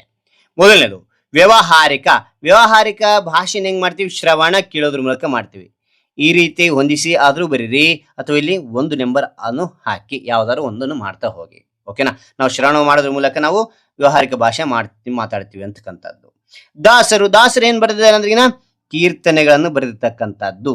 ಅಥವಾ ಈ ರೀತಿಯ ಲೈನ್ ಹಾಕಿ ಅಥವಾ ಎರಡು ಅಂತಕ್ಕಂಥ ಪಕ್ಕದಲ್ಲಿ ಬರಿತಾ ಹೋಗಿ. ದಿವಾನ ಅಂತಂದ್ರಿಗಿನ ಇಲ್ಲಿ ಏನಿದು ಅಂದ್ರಿಗಿನ ಅನ್ಯ ದೇಶೀಯ ಪದ ಇದು. ಓಕೆ, ಇಲ್ಲಿ 3 ಅಂತಕ್ಕಂಥದ್ದು. ಆ ನಂತರ ಗ್ರಾಂಥಿಕ ಅಂತಕ್ಕಂಥದ್ದು ಏನಂದ್ರಿಗಿನ ಇಲ್ಲಿ ನೋಡಿ, ಇಲ್ಲಿ ಚಾಕ್ಷುಷ ಅಂದ್ರಿಗಿನ ಕಣ್ಣಿನ ನೋಡಿ ಅರ್ಥ ಮಾಡಿಕೊಳ್ತಕ್ಕಂಥದ್ದು ಅಂತೇಳಿ ಗ್ರಾಂಥಿಕ ಭಾಷೆ ಅಂತಕ್ಕಂಥದ್ದು. ಓಕೆನಾ. ಶಿವಶರಣರು ಏನ್ ಬರೆದಾರೆ, ಇಲ್ಲಿ 2 ಆಪ್ಷನ್ ಇದೆ. ತದ್ಭವ ರೂಪ ಅಂತಿದೆ, ವಚನಗಳು. ಶಿವಶರಣರು ಏನ್ ಬರೆದಾರೆ, ಇಲ್ಲಿ ವಚನಗಳು ಬರೀತಕ್ಕಂಥದ್ದು. ಇಲ್ಲಿ ಏನ್ ಮಾಡ್ತೀರಾ, ಇಲ್ಲಿ 4 ಹಾಕಿ, ಅದಾನಂತರ ಇಲ್ಲಿ 5 ಅಂತ ಹಾಕಿ. ಓಕೆನಾ. ಓಕೆ, ಅದಾದ ನಂತರ ಏನಿದಾವೆ ಅಂತ ನೋಡಿದ್ರೆ ಇಲ್ಲಿ ನೋಡಿ ಪ್ರಾಯೋಗಿಕ ಅಭ್ಯಾಸ ಅಂತಿದೆ. ಓಕೆನಾ. ಕೊಟ್ಟಿರುವ ಪದಗಳನ್ನು ಸ್ವಂತ ವಾಕ್ಯದಲ್ಲಿ ಬಳಸಿ ಅಂತಿದೆ. ನೋಡ್ತೋಣ. ಇಲ್ಲಿ ಪ್ರಾಯೋಗಿಕ ಅಭ್ಯಾಸ ಅಂತಕ್ಕಂಥ ಬರ್ರಿ. ಕೊಟ್ಟಿರುವ ಪದಗಳನ್ನು ಸ್ವಂತ ವಾಕ್ಯದಲ್ಲಿ ಬಳಸಿ ಅಂತಕ್ಕಂಥ ಬರೆದ ನಂತರ ಮೊದಲನೇದು ವಿಚಾರ ವಿನಿಮಯ ಅಂತಕ್ಕಂಥದ್ದು. ಓಕೆ, ಇಲ್ಲಿ ನೋಡಿ, ವಿಚಾರ ವಿನಿಮಯದ ಮಾಡುವುದಕ್ಕೆ ಭಾಷೆ ಒಂದು ಅಮೂಲ್ಯ ಸಾಧನವಾಗಿದೆ. ನೋಡಿ, ಈ ವಾಕ್ಯವನ್ನು ವಿಚಾರ ವಿನಿಮಯನ ಇಲ್ಲಿ ನಾನು ಸ್ವಂತ ವಾಕ್ಯದಲ್ಲಿ ಇಲ್ಲಿ ಬಳಸಿದ್ದೀನಿ. ಓಕೆ, ಸಂಶೋಧಕ ಅಂದ್ರಿಗಿನ ಪುರಾತನ ಶಿಲಾಶಾಸನದ ಅರ್ಥವನ್ನು ತಿಳಿದುಕೊಳ್ಳಲು ಸಂಶೋಧಕ ತುಂಬಾ ಪರಿಶ್ರಮ ಪಟ್ಟರು. ಇದು ಇಲ್ಲಿ ನೋಡಿ, ಸಂಶೋಧಕ ಅಂತ ಇಲ್ಲಿ ಬಳಸ್ತೇನೆ. ಓಕೆ, ಅದಾದ ನಂತರ ಮೂರನೇ ಒಂದೊಂದು ಇಲ್ಲಿ ಏನು ಕೊಡಿದರೆ ಪರಿಷ್ಕರಿಸು ಅಂದ್ರಿಗಿನ ಶಿಕ್ಷಕರ ಸಲಹೆ ಪ್ರಕಾರ ನಾವು ಪ್ರಬಂಧವನ್ನು ಪರಿಷ್ಕರಿಸಿದ್ದೇವೆ. ನೋಡಿ, ಇದನ್ನ ಇಲ್ಲಿ ಬರೀತಕ್ಕಂಥದ್ದು. ಓಕೆ, ನೋಡಿ, ನೆಕ್ಸ್ಟ್ ನಂತರ ಪ್ರಗತಿ ಪಥ ಅಂದ್ರಿಗಿನ ಶ್ರಮ ಮತ್ತು ನಿಷ್ಠೆಯಿಂದ ಜೀವನದಲ್ಲಿ ಪ್ರಗತಿ ಪಥ ತಲುಪಬಹುದು. ನೋಡಿ, ಪ್ರಗತಿ ಪಥ ಅಂತಕ್ಕಂಥ ಇಲ್ಲಿ ಬರತಕ್ಕಂಥದ್ದು. ಓಕೆ, ಅದಾದ ನಂತರ ಏನ್ ಕೊಟ್ಟಿದ್ದಾರೆ ಇಲ್ಲಿ ಅಂದ್ರಿಗಿನ ಅಂತ ಕೊಟ್ಟಿದ್ದಾರೆ. ಇಲ್ಲಿ ನೋಡಿ, ಅಂತ ಕೊಟ್ಟಿದ್ದಾರೆ. ಕೊಟ್ಟಿರುವ ಕನ್ನಡ ರೂಪಗಳ ಮೂಲ ರೂಪ ಬರೀರಿ ಅಂತಿದೆ. ಓಕೆನಾ, ರೈಟ್. ಇಲ್ಲಿ ಕೊಟ್ಟಿದ್ದಾರೆ, ಏನ್ ಕೊಟ್ರೆ ಹೋಟ್ಲು ಅಂತ ಕೊಟ್ಟಿದ್ದಾರೆ. ಇದನ್ನ ಹೋಟೆಲ್ ಅಂತಕ್ಕಂಥದ್ದು ನಾವು ಹೇಳ್ತೇವೆ. ಓಕೆನಾ, ಇದನ್ನ ಕನ್ನಡದಲ್ಲಿ ನಾವು ನೋಡಿದರೆ ಉಪಹಾರ ಗೃಹ ಅಂತ ಕರಿತೇವೆ. ಈ ಸ್ಕೂಲ್ ಅಂದ್ರೆ ಸ್ಕೂಲ್ ಅಂತಕ್ಕಂಥದ್ದು, ಇದು ಶಾಲೆ ಅಂತ ಕರಿತೇವೆ ಕನ್ನಡ ರೂಪದಲ್ಲಿ. ಆಫೀಸು ಅಂದ್ರೆ ಆಫೀಸ್ ಅಂತ ಕರಿತೇವೆ, ಇದು ಕಾರ್ಯಾಲಯ ಅಥವಾ ಕಚೇರಿ ಅಂತ ಕನ್ನಡದಲ್ಲಿ ಕರಿತೇವೆ. ಲೈಟು ಅಂದ್ರೆ ಲೈಟ್ ಅಂತಕ್ಕಂಥದ್ದು ಅಂದ್ರೆ ವಿದ್ಯುತ್ ದೀಪ ಅಂತೇಳಿ. ಹಾಸ್ಪಿಟಲು ಅಂತೀವಿ, ಹಾಸ್ಪಿಟಲ್ ಚಿಕಿತ್ಸಾಲಯ ಅಂತ ನಾವು ಕನ್ನಡದಲ್ಲಿ ಕರಿತೇವೆ. ಓಕೆನಾ. ಇಲ್ಲಿ ನೋಡಿ, ನಾವು ಪ್ರಾಯೋಗಿಕ ಭಾಷಾಭ್ಯಾಸ ಅಂತಕ್ಕಂತ ತಿಳಿದ್ವಿ. ಭಾಷೆ ಬಗ್ಗೆ ನಿಮ್ಮ ತರಗತಿಗಳ ಶಿಕ್ಷಕರು ತಿಳಿಸ್ತಾ ಹೋಗ್ತಾರೆ. ಇಲ್ಲಿ ಓಕೆ, ಇಲ್ಲಿ ಅಭ್ಯಾಸದ ಬಗ್ಗೆ ನಾನು ತಿಳಿಸ್ತಾ ಹೋಗ್ತೇನೆ ನಿಮಗೆ. ಇಲ್ಲಿ ನೋಡಿ ಮಕ್ಕಳೇ, ಸೈದ್ಧಾಂತಿಕ ಭಾಷಾಭ್ಯಾಸ. ಇಲ್ಲಿ ವರ್ಣಮಾಲೆ ಬಗ್ಗೆ ನಾನು ತಿಳಿಸ್ತಾ ಹೋಗಿದ್ದಾರೆ. ಇಲ್ಲಿ ಒಂದು ರಿವಿಷನ್ ಮಾಡ್ತಾ ಹೋಗ್ತೇನೆ ನೋಡಿ, ಈಸಿಯಾಗಿ ಕಲಿತಾ ಹೋಗಿ. ವರ್ಣಮಾಲೆ ಆಲಿಂದ ಳವರೆಗೆ ಒಟ್ಟು ಎಷ್ಟು ಅಕ್ಷರಗಳಿದೆ ಅಂದ್ರೆ 49 ಅಕ್ಷರಗಳಿರ್ತಕ್ಕಂಥದ್ದು. ಓಕೆ, ವರ್ಣಮಾಲೆ 49 ಅಥವಾ ಅಕ್ಷರಮಾಲೆ ಅಂದ್ರೂ ಒಂದೇನೆ. ಇದರಲ್ಲಿ 3 ಭಾಗಗಳಾಗಿ ಮಾಡಿದೀವಿ, 1, 2, 3 ಅಂತೇಳಿ. ಯಾವ್ಯಾವುದು? ಸ್ವರಗಳು ಅಂತಕ್ಕಂಥದ್ದು 13 ಇದಾವೆ, ವ್ಯಂಜನಗಳು ಅಂತಕ್ಕಂಥದ್ದು 34 ಇದಾವೆ, ಯೋಗವಾಹಗಳು ಅಂತಕ್ಕಂಥ 2 ಇದಾವೆ. ಅವು ಯಾವ್ಯಾವು ಅಂತ ನೋಡಿದ್ರೆ ಇಲ್ಲಿ ನೋಡಿ ಮಕ್ಕಳೇ, ಮತ್ತೆ ಸ್ವರಗಳು ಆಲಿಂದ ಎಲ್ಲಿವರೆಗೆ? ಅವರಿಗೆ, ಆಲಿಂದ ಅವರಿಗೆ 13 ಅಕ್ಷರಗಳು ನೋಡ್ತೇವೆ. ಮತ್ತೆ ಸ್ವರಗಳನ್ನ 3 ಭಾಗಗಳಾಗಿ ಮಾಡಲಾಗಿದೆ. ಯಾವ್ಯಾವು ಅಂತ ಇಲ್ಲಿ ಒಂದೊಂದಾಗಿ ನಾನು ತಿಳಿಸ್ತಾ ಹೋಗ್ತೀನಿ ನೋಡಿ ಮಕ್ಕಳೇ. ಓಕೆ, ಇಲ್ಲಿ ನೋಡಿ, ಕಾಣ್ತಾ ಇದೆಯಾ? ಎಸ್, ಇಲ್ಲಿ ರಸಸ್ವರ, ದೀರ್ಘಸ್ವರ, ಪ್ಲೂತ ಅಂತ ನೋಡ್ತೇವೆ. ಓಕೆ, ರಸ್ವ ಅಂದ್ರೆ ನಾವು ಏಕ ಮಾತ್ರ ಕಾಲದಲ್ಲಿ ಉಚ್ಚರಿಸ್ತಕ್ಕಂಥ ಚಕ್ ಅಂತ ಹೇಳ್ತಕ್ಕಂಥವು. ಅ, ಇ, ಉ, ರು, ಎ, ಓ ಇವೆಷ್ಟಿದಾವೆ? 1, 2, 3, 4, 5, 6 ಇದಾವೆ. ರಸ್ವಸ್ವರಗಳು 6 ಅಂತಕ್ಕಂಥದ್ದು. ಓಕೆ, ನೆನ್ಪಿಡ್ತಾ ಹೋಗಿ. ದೀರ್ಘವಾಗಿ ಹೇಳ್ತಕ್ಕಂಥ ಅಕ್ಷರಗಳು 2 ಮಾತ್ರ, 1 ಮಾತ್ರದಿಂದ 2 ಮಾತ್ರ ಕಾಲದಲ್ಲಿ ಉಚ್ಚರಿಸ್ತಕ್ಕಂಥವು. ಆ, ಈ, ಉ, ಎ, ಐ, ಓ, ಔ ಅಂತಕ್ಕಂಥದ್ದು. ಇವು ಎಷ್ಟಿದಾವೆ ಟೋಟಲ್ ಆಗಿ? 1, 2, 3, 4, 5, 6, 7 ಇದಾವೆ. ದೀರ್ಘ ಸ್ವರಗಳು 7 ಇದಾವೆ. ಪ್ಲೂತಗಳು ಅಂದ್ರೆ ಏನು ಅಂದ್ರೆ ಇಲ್ಲಿ ಎಲ್ಲಿ ಬಳಸ್ತೀವಿ ಇದನ್ನ ಅಂತ ನೋಡಿದ್ರೆ, ಇಲ್ಲಿ 3 ಮಾತ್ರ ಕಾಲದಲ್ಲಿ ಉಚ್ಚರಿಸ್ತಕ್ಕಂಥವು, 2 ಮಾತ್ರ ಅದಕ್ಕಿಂತ ಹೆಚ್ಚಿನ ಒಂದು ಸಮಯ ತೆಗೆದುಕೊಂತ ಅದು ಪ್ಲೂತ ಅಂತ ಕರಿತೇವೆ. ಓಕೆನಾ? ಆ ಅಂತ ಸಂಗೀತದಲ್ಲಿ ನಾವು ನೋಡ್ತಾ ಹೋಗ್ತೇವೆ. ಓಕೆ, ರೈಟಾ? ನಂತರ ವ್ಯಂಜನಗಳಲ್ಲಿ 2 ಭಾಗ ಮಾಡಲಾಗಿದೆ, ವರ್ಗೀಯ ವ್ಯಂಜನ, ಅವರ್ಗೀಯ ವ್ಯಂಜನ ಅಂತೇಳಿ. ನೋಡಿ, ಇಲ್ಲಿ ಇದಾದ ನಂತರ ವರ್ಗೀಯದಲ್ಲಿ ಮತ್ತೆ 3 ಭಾಗ ಮಾಡಲಾಗಿದೆ. ಓಕೆನಾ? ಅಲ್ಪ ಪ್ರಾಣ, ಮಹಾಪ್ರಾಣ, ಅನುನಾಸಿಕ ಅಂತೇಳಿ. ಓಕೆನಾ? ಇಲ್ಲಿ ನೋಡಿ, ಕ, ಇಲ್ಲಿ ನಾವು ವರ್ಣಮಾಲೆಯಲ್ಲಿ ನೋಡ್ತೀವಿ, ಕ ಅಂದ ನಂತರ ಇದು ಬರ್ತದೆ, ಅದ ನಂತರ ಏನ್ ಬರ್ತದೆ? 3ನೇದು ಬರ್ತದೆ, 4, ಇದು 5 ಬರ್ತದೆ. ಹೌದಾ? ಅಂದ್ರೆ ಮೊದಲನೇ ಸಾಲಿನ ಮತ್ತು 2ನೇ ಸಾಲಿನಲ್ಲಿರ್ತಕ್ಕಂಥವು ಇದು ಅಲ್ಪ ಪ್ರಾಣ. ಅಲ್ಪ ಪ್ರಾಣ ಅಂದ್ರೆ ಏನು ಅಂದ್ರೆ ಕಡಿಮೆ ಉಸಿರು ತೆಗೆದುಕೊಂಡು ಉಚ್ಚರಿಸ್ತಕ್ಕಂಥ ಪದಗಳು. ಓಕೆನಾ? ಇವಿಷ್ಟು ಆಗಿರ್ತದೆ, ಕಡಿಮೆ ಉಸಿರು ತೆಗೆದುಕೊಳ್ತೀವಿ, ಉಚ್ಚಾರಣೆ ಮಾಡ್ತೀವಿ. ಓಕೆನಾ? ಇಲ್ಲಿ ನೋಡಿ, ಆ ವರ್ಣಮಾಲೆ 2ನೇ ಅಕ್ಷರ ಮತ್ತು 4ನೇ ಸಾಲಿರ್ತಕ್ಕಂತಹ ಒಂದು ಅಕ್ಷರಗಳು ನಾವು ಮಹಾಪ್ರಾಣ ಅಂತ ಕರಿತೇವೆ. ಅಂದ್ರೆ ಹೆಚ್ಚು ಉಸಿರು ತೆಗೆದುಕೊಂಡು ನಿಮ್ಮ ಬಾಯಿಯ ಮುಂದೆ ಹಸ್ತವನ್ನಿಟ್ಟ, ಕೈ ಇಟ್ಟಾಗ ಗಾಳಿ ಗಟ್ಟಿ ಬಡಿತದೆ. ಖ, ಘ, ಛ, ಝ, ಠ, ಡ, ಥ, ಧ, ಇದು ಪ, ಭ ಅಂತಕ್ಕಂಥದ್ದು ಇಲ್ಲಿ ಉಸಿರು ಬಡಿತದೆ ಕೈಗೆ. ಅದನ್ನ ನಾವು ಏನಂತೀವಿ? ಮಹಾಪ್ರಾಣ ಅಕ್ಷರಗಳು, ಹೆಚ್ಚಿನ ಉಸಿರು ತೆಗೆದುಕೊಳ್ಳು ಉಚ್ಚರಿಸಿದ ಅಕ್ಷರಗಳಿಗೆ. Okay, right. ಅನುನಾಸಿಕ ನಾಸಿಕ ಅಂದ್ರೆ ಮೂಗು ಅಂತಕ್ಕಂಥದ್ದು, ಮೂವಿಂದ ಉಚ್ಚರಿಸ್ತಕ್ಕಂಥ ಅಕ್ಷರಗಳು ಞ, ಞ, ಣ, ನ, ಮ ಅಂತಕ್ಕಂಥದ್ದಾಗಿರ್ತವೆ. ಓಕೆನಾ? ಅವರ್ಗೀಯ ವ್ಯಂಜನಗಳು ಯಾವ್ಯಾವು ಅಂತ ನೋಡಿ, ಯ, ರ, ಲ, ವ, ಶ, ಸ, ಸ, ಹ, ಳ ಅಂತಕ್ಕಂಥದ್ದು. ಓಕೆ, ಇಲ್ಲಿ ವರ್ಗೀಯ ಇರ್ತಕ್ಕಂಥ ಅಕ್ಷರಗಳು ಎಷ್ಟು ನೋಡಿದ್ರೆ ಇಲ್ಲಿ 1, 2, 3, 4, 5, 1, 2, 3, 4, 5 ಅಂದ್ರೆ 5 25. ವರ್ಗೀಯ 25 ಅಂತಕ್ಕಂಥದ್ದು. ಅವರ್ಗೀಯ ಎಷ್ಟು ಅಂತ ನೋಡಿದ್ರೆ ಇಲ್ಲಿ 1, 2, 3, 4, 5, 6, 7, 8, 9 ಅಂತಕ್ಕಂಥದ್ದು. ಓಕೆ, ಅನುನಾಸಿಕ ಯೋಗವಾಹಗಳಲ್ಲಿ 2 ಭಾಗ. ಇದು ಅನುಸ್ವಾರ, ವಿಸರ್ಗ ಅಂತ ನೋಡ್ತೀವಿ. ಅನುಸ್ವಾರ ಅಂದ್ರೆ 1 0, ವಿಸರ್ಗ ಅಂದ್ರೆ 2 0 ಇರ್ತದೆ. ಓಕೆನಾ ಮಕ್ಕಳೇ? ರೈಟ್. ಅದಾದ ನಂತರ ಇದು ತಿಳ್ಕೊಂಡ್ವಲ್ಲ, ತಿಳ್ಕೊಂಡ ನಂತರ ಏನ್ ಮಾಡ್ಬೇಕು ಅಂತಂದ್ರೆ ಇಲ್ಲಿ ಕೊಟ್ಟಿರೋ ಪ್ರಶ್ನೆಗೆ ಉತ್ತರಿಸಿದೆ, ಇವ್ ನೋಡ್ತಾ ಹೋಗೋಣ. ಓಕೆ, ಇಲ್ಲಿ ನೋಡಿ, ಸೈದ್ಧಾಂತಿಕ ಭಾಷಾಭ್ಯಾಸ ಅಂತಿದೆ. ಓಕೆ, ಕೊಟ್ಟಿರುವ ಪ್ರಶ್ನೆಗಳಿಗೆ ಉತ್ತರಿಸಿ ಅಂತೇಳಿ ಬರಿತಾ ಹೋಗಿ. ಅದಾದ ನಂತರ ಮೊದಲನೇ ಪ್ರಶ್ನೆ ಇದರಲ್ಲಿ, ಕನ್ನಡ ವರ್ಣಮಾಲೆಯಲ್ಲಿ ಒಟ್ಟು ಎಷ್ಟು ಅಕ್ಷರಗಳಿವೆ ಅಂತ ಕೇಳಿದ್ರೆ ನಾನು ಈಗ ವಿವರಣೆ ಕೊಟ್ಟಿದ್ದೇನೆ. ಸೈದ್ಧಾಂತಿಕ ಭಾಷಾಭ್ಯಾಸ ಕೇಳಿದ್ರೆ ಚೆನ್ನಾಗಿ ನಿಮಗೆ ಚಕಚಕ ಹೇಳ್ತಾ ಹೋಗ್ತೀರಾ. ಓಕೆನಾ? ಉತ್ತರ, ಕನ್ನಡ ವರ್ಣಮಾಲೆಯಲ್ಲಿ ಒಟ್ಟು 49 ಅಕ್ಷರಗಳಿವೆ ಅಂತಕ್ಕಂಥದ್ದು. ಎರಡನೇದು, ಕನ್ನಡದಲ್ಲಿರುವ ರಸ್ವ ಹಾಗೂ ದೀರ್ಘ ಸ್ವರಗಳನ್ನು ಬರೆಯಿರಿ ಅಂತಿದೆ. ಓಕೆ, ಉತ್ತರ, ಕನ್ನಡದಲ್ಲಿರುವ ರಸ್ವ ಸ್ವರಗಳು ಅ, ಇ, ಉ, ರು, ಎ, ಓ ಅಂತಕ್ಕಂಥದ್ದು ಇವು 6 ಇದಾವೆ. ಆ ನಂತರ ಕನ್ನಡದಲ್ಲಿರುವ ದೀರ್ಘ ಸ್ವರಗಳು ಆ, ಈ, ಉ, ಎ, ಐ, ಓ, ಅವು ಇದು ಹೇಳಿರ್ತಕ್ಕಂಥದ್ದು ನೋಡ್ಬೋದು. ಓಕೆ, ಅದ ಅಂತ ಇಲ್ಲಿ 3ನೇ ಪ್ರಶ್ನೆ ಕೊಟ್ಟಿದ್ದಾರೆ. 3ನೇ ಪ್ರಶ್ನೆ ಏನ್ ಕೊಟ್ಟಿದ್ದಾರೆ ಅಂತ ನೋಡಿದರೆ ಇಲ್ಲಿ ಕನ್ನಡದಲ್ಲಿರುವ ಮಹಾಪ್ರಾಣ ಅಕ್ಷರಗಳನ್ನು ಬರೆಯಿರಿ ಅಂತಿದೆ. ಓಕೆ, ಮಹಾಪ್ರಾಣ ಅಂದ್ರೆ ಇಲ್ಲಿ ಹೆಚ್ಚಿನ ಉಸಿರು ತೆಗೆದುಕೊಂಡು ಉಚ್ಚರಿಸ್ತಕ್ಕಂಥ ಅಕ್ಷರಗಳು ಅಂತಕ್ಕಂಥದ್ದು. ಓಕೆನಾ? ಇಲ್ಲಿ ಬರಿತಾ ಹೋಗಿದ್ದೀನಿ. ಖ, ಘ, ಛ, ಝ, ಠ, ಢ, ಥ, ಧ, ಪ, ಭ ಅಂತಕ್ಕಂಥದ್ದು. ಅದಾದ ನಂತರ 4ನೇ ಒಂದು ಪ್ರಶ್ನೆ ಕೊಟ್ಟಿದೆ, ಇಲ್ಲಿ ತಗೊಂಡ್ವಾ. ರೈಟ್. 4ನೇ ಪ್ರಶ್ನೆ ನೋಡಿ, ಕನ್ನಡದಲ್ಲಿರುವ ವರ್ಗೀಯ ಅಕ್ಷರಗಳನ್ನು ಬರೆಯಿರಿ. ಯಾವ್ಯಾವು? ಉತ್ತರ, ಕ, ಕ, ಗ, ಘ, ಞ, ಚ, ಛ, ಜ, ಝ, ಞ, ಟ, ಟ ಠ ಡ ಢ ಣ ತ ಥ ದ ಧ ನ ಪ ಫ ಬ ಭ ಮ ಅಂತಕ್ಕಂಥದ್ದು ಇದು ವರ್ಗೀಯ ಅಕ್ಷರಗಳಾಗಿರ್ತವೆ. ಅಂದ್ರೆ 5ನೇ ಪ್ರಶ್ನೆ ಕೊಟ್ಟಿದ್ದಾರೆ, ಕನ್ನಡದಲ್ಲಿರುವ ಅನುನಾಸಿಕಗಳನ್ನು ಪಟ್ಟಿ ಮಾಡಿ ಅಂತ ಹೇಳಿದ್ರೆ, ಅನುನಾಸಿಕ ಅಂದ್ರೆ ಮೂಗಿಂದ ಉಚ್ಚರಿಸ್ತಕ್ಕಂಥ ಇದು ಇದಾಗಿರ್ತವೆ ಅಕ್ಷರಗಳು. ನ್ಯ ಯ ಣ ನ ಮ ಅಂತಕ್ಕಂಥದ್ದು. ಓಕೆ ಓಕೆ ಇಲ್ಲಿ ನೋಡಿ, ಇಲ್ಲಿ ಸೈದ್ಧಾಂತಿಕ ಭಾಷಾಭ್ಯಾಸ ಅಂತಕ್ಕಂಥದ್ದು ಆಯ್ತಲ್ಲ, ಇಲ್ಲಿ ಪ್ರಬಂಧ ರಚನೆ ಬಗ್ಗೆ ನಾನು ತಿಳಿಸ್ತಾ ಹೋಗ್ತೇನೆ. ಅದೇ ರೀತಿ ಇದಾದ ನಂತರ ಏನ್ ಕೊಟ್ಟಿದ್ದಾರೆ ಅಭ್ಯಾಸಗಳು ಮೊದಲು ನಾವು ತಿಳಿತಾ ಹೋಗೋಣ. ಭಾಷಾ ಚಟುವಟಿಕೆ ಅಂತ ಇದೆ, ಹೌದಾ? ಓಕೆ, ಭಾಷಾ ಚಟುವಟಿಕೆ ಅಂತ ಇದೆ, ಯಾವ ರೀತಿ ಬರೆಯೋಕೆ ನಾನು ತಿಳಿಸ್ತಾ ಹೋಗ್ತೇನೆ. ಓಕೆನಾ? ಭಾಷಾ ಚಟುವಟಿಕೆ ಇದರಲ್ಲಿ ಮೊದಲನೇದು, ಕೊಟ್ಟಿರುವ ಪದಗಳಲ್ಲಿ ವಿಜಾತೀಯ ಸಂಯುಕ್ತಾಕ್ಷರಗಳನ್ನು ಆರಿಸಿ ಬರೆಯಿರಿ ಅಂತ ಕೇಳಿದ್ರೆ. ಓಕೆನಾ? ಪ್ರಶ್ನೆ ಚೆನ್ನಾಗಿ ಅರ್ಥ ಮಾಡ್ಕೊರಿ. ವಿಜಾತಿ, ಓಕೆನಾ? ರೈಟ್. ಇಲ್ಲಿ ನೋಡಿ, ಇಲ್ಲಿ ಕಾರ್ಯ, ಕತ್ತಲೆ, ಇಲ್ಲ, ಶಸ್ತ್ರ, ಎಚ್ಚರ, ಕಣ್ಣಿಗೆ, ಅದ್ಭುತ, ಬಟ್ಟೆ ಅಂತಿದೆ. ಅದೇ ಇಲ್ಲಿ ನೋಡಿ ಉತ್ತರ, ವಿಜಾತಿಯ ಸಂಯುಕ್ತಾಕ್ಷರ ಅಂದ್ರೆಗಿನ ಇಲ್ಲಿ ಸೇಮ್ ಒತ್ತಕ್ಷರ ಇದ್ರೆ ಬರಿಬಾರ್ದು, ಬೇರೆ ಒತ್ತಕ್ಷರ ಇದ್ರೆ ಅಂದ್ರೆ ಯಾಕ ರಾ ಒತ್ತಿದೆ ಆದ ಕಾರಣ ವಿಜಾತಿ. ಇದು ಕಾರ್ಯ ಅಂತಕ್ಕಂಥದ್ದು ಬರೆದಿದ್ದೇನೆ. ಓಕೆನಾ? ಇಲ್ಲಿ ಕತ್ತಲೆ ಇದೆ, ಸೇಮ್ ಒತ್ತಕ್ಷರ ಇದು ಬರಿಬಾರ್ದು. ಓಕೆನಾ? ಅಂದ್ರೆ ಇಲ್ಲ ಅಂತಿದೆ, ಇದು ಬರಿಬಾರ್ದು, ಯಾಕಂದ್ರೆ ಇಲ್ಲಿ ಸೇಮ್ ಇದೆ, ಸಜಾತಿ ಇದೆ. ಶಸ್ತ್ರ ಇದ್ದಾಗ ಇದು ಕೂಡ ಬೇರೆ ಒತ್ತಕ್ಷರ, ಸಾಕ ತಾವತ್ತು ರಾವತ್ತಿದೆ, ಶಸ್ತ್ರ ಇದು ಬರತಕ್ಕಂಥದ್ದು ವಿಜಾತಿ ಆಗುತ್ತೆ. ಓಕೆ, ಆ ಅಂತರ ಎಚ್ಚರ ಚಾಕ್ ಚಾವತ್ತಿದೆ, ಕರೆಕ್ಟ್ ಇದೆ, ಸಜಾತಿ ಇದೆ, ಬರಿಬಾರ್ದು.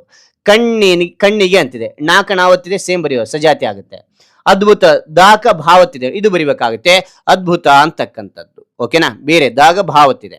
ಓಕೆನಾ? ಆ ನಂತರ ಬಟ್ಟೆ ಅಂತಿದೆ, ಇಲ್ಲಿ ಟಾಕ ಟಾವತ್ತಿದೆ, ಇದು ಸಜಾತಿ ಆಗುತ್ತೆ, ವಿಜಾತಿ ಆಗೋದಿಲ್ಲ. ರೈಟ್. ಅದಾದ ನಂತರ ಎರಡನೇದೇನು ಕೊಟ್ಟಿದ್ದಾರೆ ಅಂದ್ರೆ ನೋಡಿ, ಇಲ್ಲಿ ನೋಡಿ ಮಕ್ಕಳೇ, ಕೊಟ್ಟಿರುವ ಪದಗಳಲ್ಲಿ ಅವರ್ಗೀಯ ವ್ಯಂಜನಾಕ್ಷರಗಳನ್ನು ಆರಿಸಿ ಬರೆಯಿರಿ. ಓಕೆ, ಇಲ್ಲಿ ಕೊಟ್ಟಿದ್ದಾರೆ ಯಾವ್ಯಾವ ಪದಗಳು ಕೊಟ್ಟಿದ್ದಾರೆ?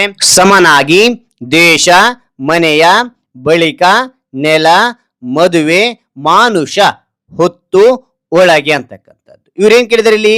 ಅವರ್ಗೀಯ ವ್ಯಂಜನಾಕ್ಷರ. ಓಕೆನಾ? ರೈಟ್. ಯಾವ್ಯಾವ ನೋಡ್ತಾ ಹೋಗೋಣ. ಉತ್ತರ, ಅವರ್ಗೀಯ ವ್ಯಂಜನಾಕ್ಷರಗಳದು ಸಮಾನಾಗಿ ಸ ಅಂತಕ್ಕಂಥದ್ದು. ಓಕೆ, ಅವರ್ಗೀಯ ಆಗತ್ತೆ ಅಂದ್ರೆ ಯಾಲಿಂದ ಳಾವರೆಗೆ ಬರ್ತಕ್ಕಂಥವು, ಎಲ್ಲಿಂದ ಇಲ್ಲಿವರೆಗೆ ಯಾಲಿಂದ ಳಾವರೆಗೆ ಬರ್ತಕ್ಕಂಥವು ಅವರ್ಗೀಯ ಇವು. ಓಕೆನಾ? ಇಲ್ಲಿ ನೋಡಿ, ದೇಶ ಇದ್ರಿನ ಶ ಅಂತಕ್ಕಂಥದ್ದು, ಮನೆಯದಲ್ಲಿ ಯ ಅಂತಕ್ಕಂಥದ್ದು, ಬಳಿಕದಲ್ಲಿ ಳಿ ಅಂತಕ್ಕಂಥದ್ದು, ಅದಾದ ನಂತರ ನೆಲದಲ್ಲಿ ಲ ಅಂತಕ್ಕಂಥದ್ದು, ಮದುವೆಯಲ್ಲಿ ವೇ ಅಂತಕ್ಕಂಥದ್ದು, ಮಾನುಷದಲ್ಲಿ ಶ ಅಂತಕ್ಕಂಥದ್ದು, ಹೊತ್ತುನಲ್ಲಿ ಹೋ ಅಂತಕ್ಕಂಥದ್ದು, ಒಳಗೆಲ್ಲಿ ಳ ಅಂತಕ್ಕಂಥದ್ದು. ಓಕೆ, ಅದ ನಂತರ ಇಲ್ಲಿ ಮೂರನೇದು ಕೊಟ್ಟಿದ್ದಾರೆ. ಏನ್ ಕೊಟ್ಟಿದ್ದಾರೆ ಅಂತ ನೋಡಿದ್ರೆ ಇಲ್ಲಿ ನೋಡಿ, ಮೂರನೇದು, ಕೊಟ್ಟಿರುವ ಪದಗಳಲ್ಲಿನ ಧ್ವನಿ ವ್ಯತ್ಯಾಸದೊಂದಿಗೆ ಆಗುವ ಅರ್ಥ ವ್ಯತ್ಯಾಸ ಅರಿಯಿರಿ ಅಂತಿದೆ. ಓಕೆನಾ? ಅರ್ಥ ವ್ಯತ್ಯಾಸ ಅರಿಬೇಕಂತೆ. ಪ್ರಧಾನ ಅಂತಿದೆ. ಪ್ರಧಾನ ನೋಡಿ, ಪ್ರಧಾನ ಅಂದ್ರಿನ ಕೊಡುವುದು, ಕೊಡುಗೆ ಅಂತಕ್ಕಂಥದ್ದು ಆಗಿರುತ್ತೆ. ಪ್ರಧಾನ ಅಂದ್ರೆ ಮುಖ್ಯವಾದುದು ಅಂತಕ್ಕಂಥದ್ದಾಗಿರುತ್ತೆ. ಮಧ್ಯ, ಮಧ್ಯ, ಮಧ್ಯ ಅಂದ್ರೆ ಹೆಂಡ, ಕಲ್ಲು ಅಂತಕ್ಕಂಥದ್ದು ಅರ್ಥ ಕೊಡುತ್ತೆ, ಕಳ್ಳು ಅಂತಕ್ಕಂಥದ್ದು. ಮಧ್ಯ ಅಂದ್ರೆ ನಡುವಿನ ಅಂತಕ್ಕಂಥ ಅರ್ಥ ಕೊಡುತ್ತೆ. ಓಕೆನಾ? ಇಲ್ಲಿ ನೋಡಿ, ಹುಣ್ಣು, ಹುಣ್ಣು, ಹುಣ್ಣು ಅಂದ್ರೆ ಗಾಯ ಅಂತಕ್ಕಂಥದ್ದು, ಹುಣ್ಣಾಗಿದೆ ಅಂತ ಇರ್ತೀವಿ, ಹೌದಾ? ಹುಣ್ಣು ಅಂದ್ರೆ ಊಟ ಮಾಡು ಅಂತ, ಉಣು ಅಂತ ಹೇಳ್ತಿರ್ತೀವಿ ನಾವು. ಸುಳಿ ಅಂತಂದ್ರೆ ಸುಳಿ, ಸುಲಿ, ಸುಳಿ, ಸುಲಿ. ಸುಳಿ ಅಂತಂದ್ರಿಗಿನ ನೀರಿನ ಚಕ್ರ, ಸುಳಿದಪ್ಪ ನೀರಿನ ಹೋಗ್ಬೇಡ್ರಿ ಅಂತ ಇರ್ತಾರೆ ಮಕ್ಕಳಿಗೆ. ಸುಲಿ ಅಂದ್ರಿಗಿನ ಬಿಡಿಸು, ಸುಲಿ ಬಾಳೆ ಸುಲಿ ತಿನ್ನು ಅಂತ ಇರ್ತಾರೆ, ಬಿಡಿಸು ಅಂತಕ್ಕಂಥ ಅರ್ಥ ಕೊಡುತ್ತೆ. ಮುಂದೆ ನೋಡ್ತೋಣ. ಓಕೆ, ಇಲ್ಲಿ ಭಾಷಾ ಚಟುವಟಿಕೆ ಇವೆಲ್ಲ ನೋಡಿದ್ವಿ. ಅದ ಅಂದ್ರೆ ಇಲ್ಲಿ 4ನೇದು ಕೊಟ್ಟಿದ್ದಾರೆ. ಏನ್ ಕೊಟ್ಟಿದ್ದಾರೆ ಅಂತ ನೋಡಿದಾರೆ ಇಲ್ಲಿ ನೋಡಿ ಮಕ್ಕಳೇ. 4ನೇದು, ಮೊದಲೆರಡು ಪದಗಳಿರುವ ಸಂಬಂಧಂತೆ 3ನೇ ಪದಕ್ಕೆ ಸರಿ ಹೊಂದುವ 4ನೇ ಪದವನ್ನು ಬರೆಯಿರಿ ಅಂತಿದೆ. ಓಕೆನಾ? ರೈಟ್. ಇಲ್ಲಿ ನೋಡಿ, ಮೊದಲನೇದು ಆ ಇದೆ, ಕ ಗ, ಇದು ಎರಡು ಏನಂತೀವಿ ನಾವು? ಅಲ್ಪ ಪ್ರಾಣ ಅಂತ ಕರಿತೇವೆ, ಹೌದಾ? ಚ ಮತ್ತು ಜ ಅಂತಕ್ಕಂಥದ್ದು ಏನಾಗುತ್ತೆ ಅಂದ್ರೆ ಇದು ಅಲ್ಪ ಪ್ರಾಣ, ಇದು ಮಹಾಪ್ರಾಣ. ಹೆಚ್ಚಿನ ಉಸಿರು ತೆಗೆದು ಉಚ್ಚಾರಣೆ ಮಾಡ್ತೀವಿ, ಇದನ್ನೇಂತೀವಿ?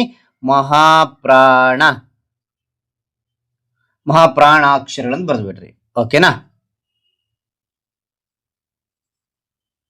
ರೈಟ್. ಅದ ನಂತರ ಆ ಅಂತಿದೆ. ಅವರ್ಗೀಯ ವ್ಯಂಜನಾಕ್ಷರಗಳು 20 ಇದಾವೆ, 25. ಓಕೆನಾ? 25. ಅವರ್ಗೀಯ ಅಕ್ಷರಗಳು ಎಷ್ಟಿದಾವೆ ಅಂತ ನೋಡಿದ್ರೆ ಇಲ್ಲಿ 9. ಓಕೆನಾ? ಇದರಿಂದ ನಾನು ಎಕ್ಸ್ಪ್ಲೇನ್ ಮಾಡಿದ್ದೀನಿ ಇದು ಆಲ್ರೆಡಿ. ಓಕೆನಾ? ಈ ಅಂತಕ್ಕಂಥದ್ದು ಇಲ್ಲಿ ಆ, ಈ, ಉ ಇದು ದೀರ್ಘ ಸ್ವರಗಳು.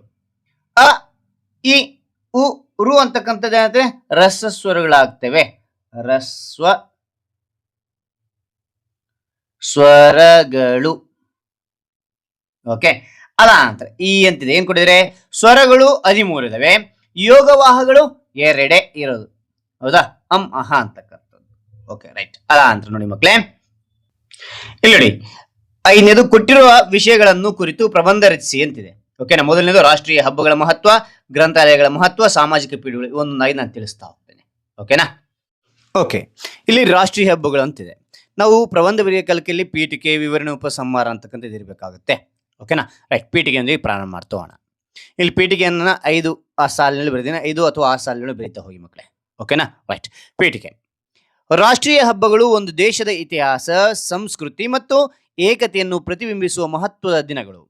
ಇವು ನಮ್ಮ ಸ್ವಾತಂತ್ರ್ಯ ಹೋರಾಟ, ತ್ಯಾಗ ಮತ್ತು ಶೌರ್ಯದ ನೆನಪನ್ನು ಜೀವಂತವಾಗಿರಿಸುತ್ತವೆ.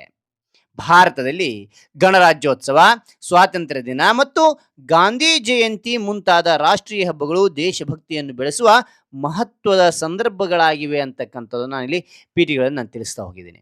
ರೈಟ್. ಅದ ಅಂತರ ವಿವರಣೆ. ನಾನು ಇಲ್ಲಿ ವಿವರಣೆಯನ್ನು ನಾನು ಪಾಯಿಂಟ್ ವೈಸ್ ನಿಮಗೆ ತಿಳಿಸ್ತಾ ಹೋಗಿದ್ದೀನಿ. ಈಸಿಯಾಗಿ ನೆನಪಿಡ್ಲಿಕ್ಕೆ ಸಾಧ್ಯ, ಈಸಿಯಾಗಿ ಸ್ಕೋರ್ ತರಲಿಕ್ಕೆ ಸಾಧ್ಯ ಅಂತೇಳಿ. ಓಕೆನಾ, ರೈಟ್. ವಿವರಣೆ ಅಥವಾ ಇಲ್ಲಿ ವಿಷಯ ವಿವರಣೆ ಅಂತಲೂ ಬರಿತಾ ಹೋಗ್ಬೋದು. ರೈಟ್. ಅದ ನಂತರ ಇದರಲ್ಲಿ ಮೊದಲನೇ ಪಾಯಿಂಟ್ ನೋಡಿ, ರಾಷ್ಟ್ರೀಯ ಏಕತೆ ಮತ್ತು ಒಗ್ಗಟ್ಟು ಅಂತಕ್ಕಂಥದ್ದು. ರಾಷ್ಟ್ರೀಯ ಹಬ್ಬಗಳು ಧರ್ಮ, ಜಾತಿ, ಭಾಷೆ ಭೇದವಿಲ್ಲದೆ ಎಲ್ಲರನ್ನು ಒಂದೇ ಧ್ವಜದಡಿ ಒಗ್ಗೂಡಿಸುತ್ತದೆ. ಇದರಿಂದ ರಾಷ್ಟ್ರೀಯ ಏಕತೆ ಬಲಗೊಳ್ಳುತ್ತದೆ ಅಂತಕ್ಕಂಥದ್ದು ಮೊದಲನೇ ಪಾಯಿಂಟ್ ನಾನು ಬರೆದಿದ್ದೇನೆ. ಓಕೆ, ಎರಡನೇ ಪಾಯಿಂಟ್, ಸ್ವಾತಂತ್ರ್ಯ ಹೋರಾಟದ ಸ್ಮರಣೆ. ದೇಶಕ್ಕಾಗಿ ಹೋರಾಡಿದ ಮಹಾನ್ ನಾಯಕರ ತ್ಯಾಗವನ್ನು ಸ್ಮರಿಸಲು ಈ ಹಬ್ಬಗಳು ಸಹಕಾರಿಯಾಗುತ್ತವೆ.